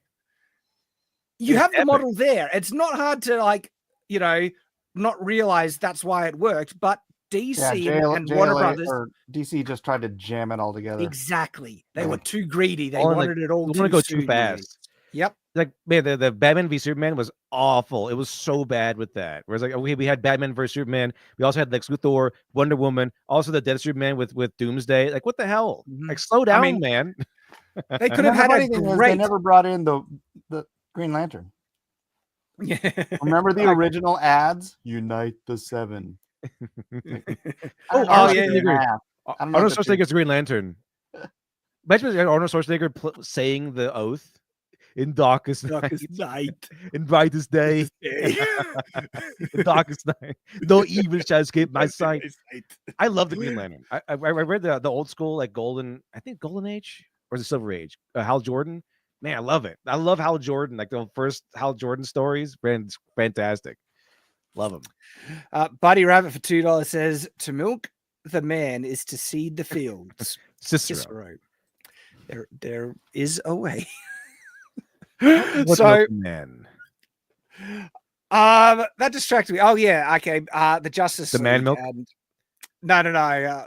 But the fact that DC jumped the gun and then we started talking about Green Lantern. They haven't done a good on-screen Green Lantern yet. So this next Superman movie is going to have a Green Lantern in. Nathan Fillion. We will see. But did it really have to be that Green Lantern? Exactly. To be honest, I don't know anything about that Green Lantern. I like Hal Jordan and John Stewart. Those are the Green Lanterns I do know. Mm-hmm. Hal Jordan from the comics, and then Super Friends, and then John Stewart from Justice League. I do like those lanterns. They're all done well. I think they need to watch like the Justice League to see like how you should write a Green Lantern, because they do it really well in the Justice League. Mm. And back with like the DC EU, right? If they just slowed down and gave us like a standalone Ben Affleck Batman, that was some of the favorite parts of like Batman vs Superman, stuff like that. When Batman just cut loose a bit, he could have had such a great Batman movie, and that Batman movie probably would have been bigger than the Justice League on release, right? And they could have built it up, but they're idiots. They're complete idiots, and they just had to jump the gun. And because like Wonder Woman was her standalone movie did pretty darn good. They just made good standalones. And if Wonder Woman did that well, imagine how well Ben Affleck Batman would have done. Holy crap, right? Exactly. Because he's actually popular. Yep. And you know what? It almost looks like they're doing the same mistake. They're leading with Superman in the James Gunn one, and then how far away is the Justice League after that? Then they've got what, Brave and the Bold? Next movie, right? It's not. I need to look up what the James. That's one thing I didn't. That's one thing. A major thing I didn't like about the trailer was that okay, cool, okay, we got Superman. Not really liking the fact that he's all beaten up at the beginning and he's not really smiling very much. Didn't really feel very hopeful and Superman-y. But also they started adding in all these other characters, and that was a big hint to why a lot of like the Batman vs Superman movie kind of fails. Like, oh, it's Batman vs Superman. Also, the Wonder Woman's in it, and Lex Luthor's in it, and all this stuff is in it. And no, because in order to have all of these characters, you kind of have to allot time to flesh them out and give them a reason to be there, which takes away from the main movie. I'm not there for these characters. I'm not there for the Justice League. I'm there for Superman. This is like Superman's first movie. Let it be Superman's first movie. It's fine. You can have one hero in a movie. It's okay. Yeah, the problem is we've had those already. If they're good, people will show up. And they did great. They were fantastic. I don't need thousands of people in every movie. I don't know if this is in order, but the first ones look to be. And so this is what some of the stuff that's upcoming. We got Superman, July 11th. Let me see. Yep. Peacemaker Season 2, don't give a crap. I still haven't Sandman seen season. Is Sandman in the DC universe? It's in Vertigo. It's Vertigo. It's technically not really. Yeah. It all depends. Well, no, because Dream and they have been in the DC universe. Yeah, because so in one of the initial arcs, like this, it's not the first one, the second arc, where he does go to the Martian Manhunter and stuff to help him get his stuff back. And they do mention the Justice League, but Neil Gaiman said that the reason why he did that was to trick people into reading his comic, which I thought was very based. So then, Supergirl World of Tomorrow, interesting. I'm not opposed to a super, That's the one with Jason Momoa's Lobo in it. So Jason Momoa's Lobo, good casting there. What's her face is playing Supergirl? She was from the House of the Dragon show. I don't know. Oh, I think her last name is it Lily Alcock or someone? Oh. Or is that someone else? That's one of the other actresses in it. Hendrix, maybe? No, not Hendrix. I get it mixed up. Millie but she's Alcock, yeah. Oh, so it is Lily Alcock. There we go. Okay, maybe. Look, I'm glad they cast a blonde. I don't think she's got the right face for Supergirl. But maybe. Speaking of Waller TV series, that's interesting. That's kind of interesting. I don't know. It could be awful. It could be okay. So hang on, this isn't the DC. This is just DC movies, not the DC James Gunn universe, because the Batman Part 2 is. I do like Amanda Waller. Amanda Waller's a cool character. A little young. I mean, I think Supergirl should be late teens or early 20s, especially at the beginning. Oh, okay. Well, then maybe she does fit. So this is. I don't think she's got the right face. Let's see if there's another one. At least they're doing that. I know that's probably just a fan made one because they're showing her in the more traditional kind of skirt outfit, which I like. I want to, to have the traditional looking outfit. That's DeviantArt. What are you looking up there, Mike? Didn't Zack Snyder have like this lore for his version of Supergirl where she kind of landed in the early days of Earth and then is just dead now or something? Yeah, that was weird. I remember that. I got a Supergirl image. Let me see if I can find it. Because one of the things I liked about I know the New 52 is crap, okay, but I liked the approach they did with the Superman outfit, with it being kind of more sci-fi. It's a Kryptonian outfit, and so I like that. I think that was the good approach, and that's kind of like, so I've got a Supergirl image that I made that has that same approach. If I can find it, here it is.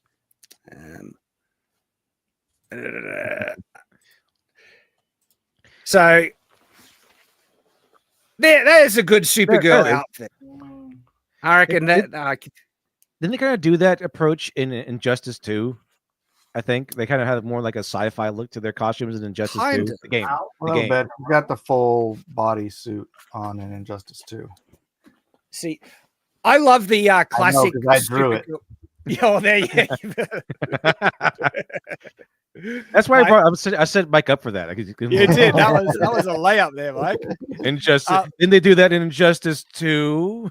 Yeah, actually, if you bought the physical game, the mini comic in there is mine. They made a physical copy of the game? Yeah. I just bought it on Steam. You didn't get the mini comic. I could have signed it for you, Lieutenant. Oh my god. It's the best comic ever. Everyone knows it's the greatest. True. It's true. It's true. But yeah, like I think the sci-fi suit for this is actually Kryptonian formal wear or armor and stuff makes so much sense for a big reason, right?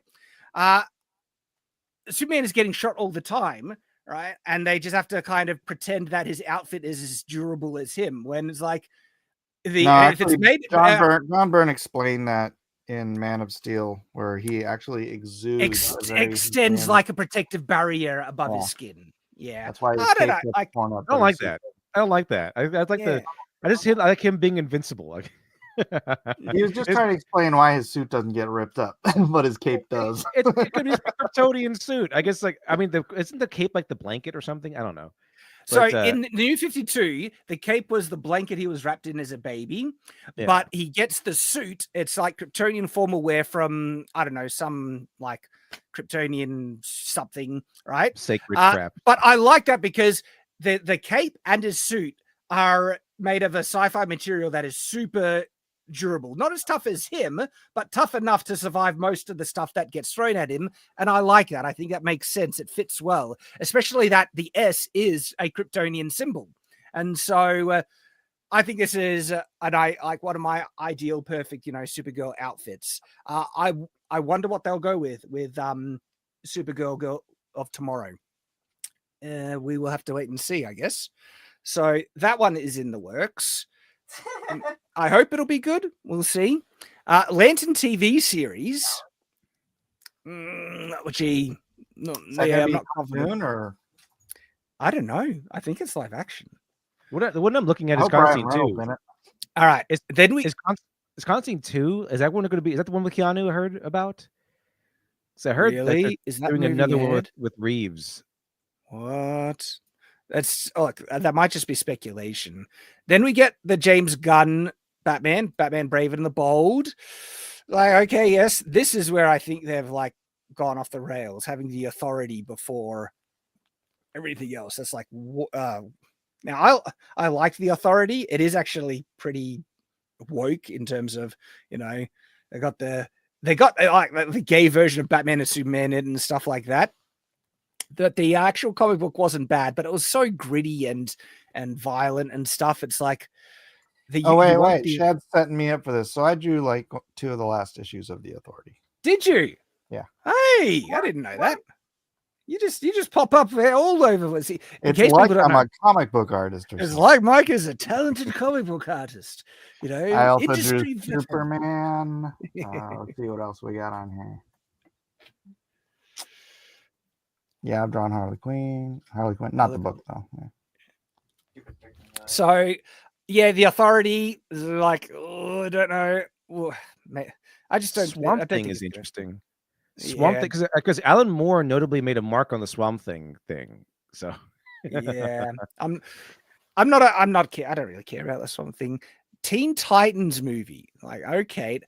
I don't think this is really in. I drew the Teen Titans. Did you, Mike? You get around there, man. What kind of Teen Titans? Like which Teen Titans movie? It was, do you remember the Sins of Youth when they were doing all that Sins of Youth stuff in like 2000 or something like that? I did the Teen Titans episode of that. I don't think so. I've read the first couple of issues of Teen Titans, and then I read what was it called? What was the infamous series called? The infamous comic book arc of Teen Titans. It was Jericho, the Judah contract. Judah's contract. That was it. Judah's contract. I read that one. Really good. That's kind of where you That get was the great, dude. It was fantastic. That's where you got that. You end up getting Nightwing in there with his disco outfit. It was pretty cool. This is the only Teen Titans one I got, but I love it. This is actually a really good one. And this is one of the ones that made me really love the Tim Drake Robin. Brilliant. Teen Titans was actually pretty good. Like the comic book, the show, everything. Yeah. My favorite Starfire though is from the show. I like that Starfire overall because she's great. I like Starfire not being a whore. Yeah, that's a good one, isn't it? She wasn't a whore. That's her. It's her culture to just sleep casually with anyone who has got a boner around her. That's the new stuff. Gosh. And so I don't know if these other ones are in order. Bane, Deathstroke, Sergeant Rock, Clayface, Dynamic Duo, animated Robin origin movie. Okay, is that one? I guess so that'd be like a Batman movie. Is it going to be animated? Yeah. I guess it's going to be. I guess it will be like the death of the Graysons and stuff. Maybe. Flying Graysons. Waller TV series. The Dynamic Duo is probably his parents, right? It's the Waller TV. No, Dynamic Duo is him and Batman, Robin and Batman. I know, but if it's a origin movie, then wouldn't it? It'll be how he joins Batman, and then how they become the Dynamic Duo. It would be really boring if it's just about the circus performers. So what's interesting, I don't see don't see Justice League on this. Booster Gold TV series, Paradise Booster Gold. Lost. They're going to give Booster Gold a whole TV series. Yeah, Booster yeah. Gold of all people. Blue Beetle animated. Oh, I think that's gonna bomb. Harlequin and other animated titles. More Harley Constantine. Quinn. Can we just give her a rest at this I point? know. We're done with Rest in Harlequin. peace. Can we just rest her in peace? She's been overused. Like they should adapt the fart Harley Quinn one. That would be great. I mean, Warner Brothers, they're so smart. That's something exactly that would end up Just doing. give us back the original Harley Quinn from the animated series. That was the true Harley Quinn, and maybe the one from the Arkham Asylum. Brittany Murphy would have been perfect for Harley Quinn. Judah for $2 says Disney Star Wars is a scorn fiction. It's not good. It's not good. Whatever that. Yep. Buddy Rabbit for $10 says atrocious Schwarzenegger. With blood and rage of crimson red. I can't do his voice. Ripped from a corpse so freshly dead.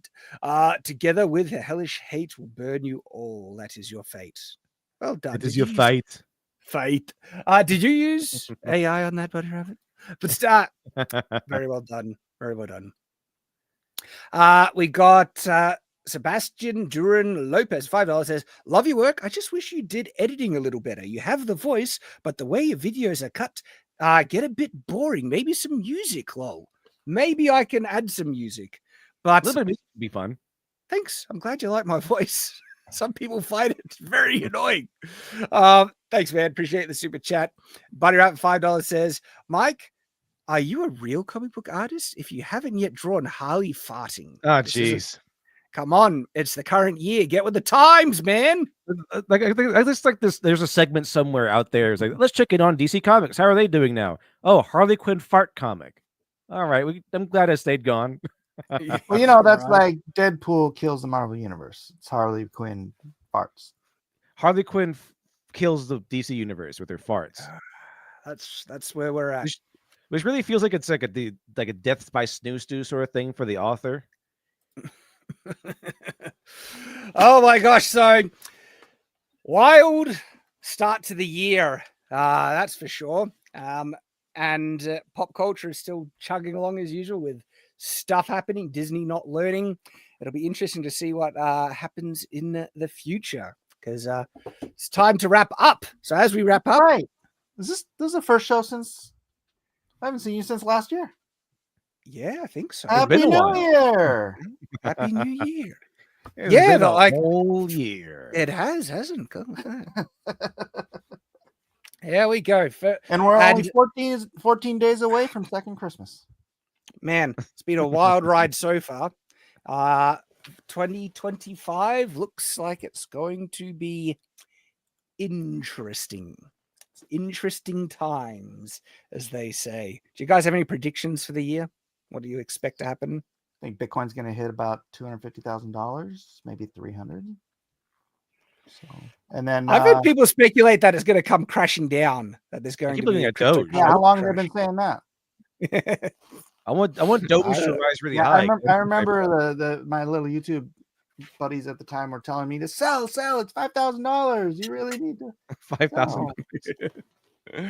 See, every time I look at Bitcoin, I think it's too late for me to get in, and then it keeps growing up, and I'm like, there's no end. It has no end, because there's only going to be over 23 million of them, and the more it gets adopted, just the more the price is going to go up. It will never end going up. There we go. Well, I've invested in property, even though I can't cash it in. There's a dude who 7 years ago he started putting. He just took his Coinbase account and he just set it to auto buy $30 a day, $30 a day, $30 a day. 7 years later, he had invested a total of about $80,000. It's $1 million. Hey, Sebastian Duran Lopez says you have a Gordon Ramsay voice, which is great. Well, thanks, Gordon Ramsay, man. Only when he calls me a donkey.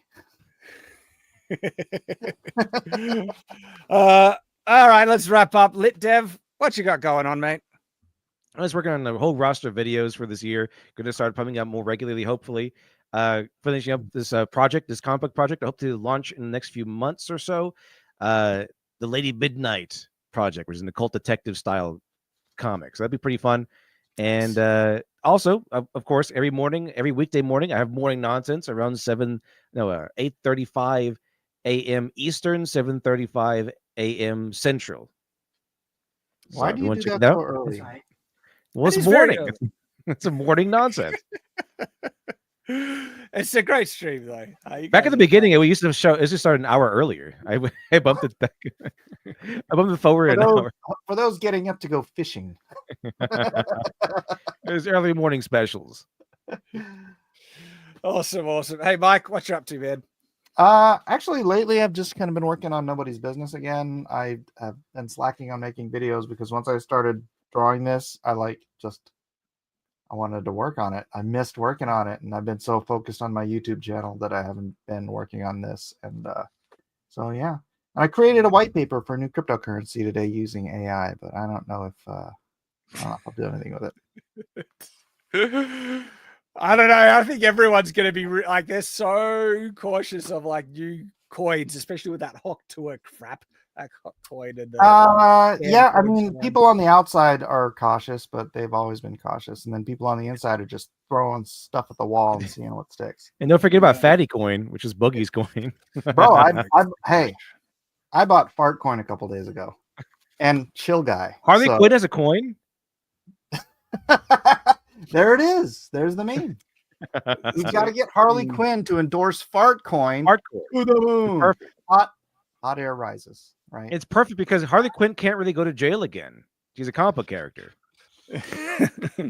All right. So for me, as we mentioned at the beginning of the stream, I have my video on Brandon Sanderson and Wind and Truth coming out soon.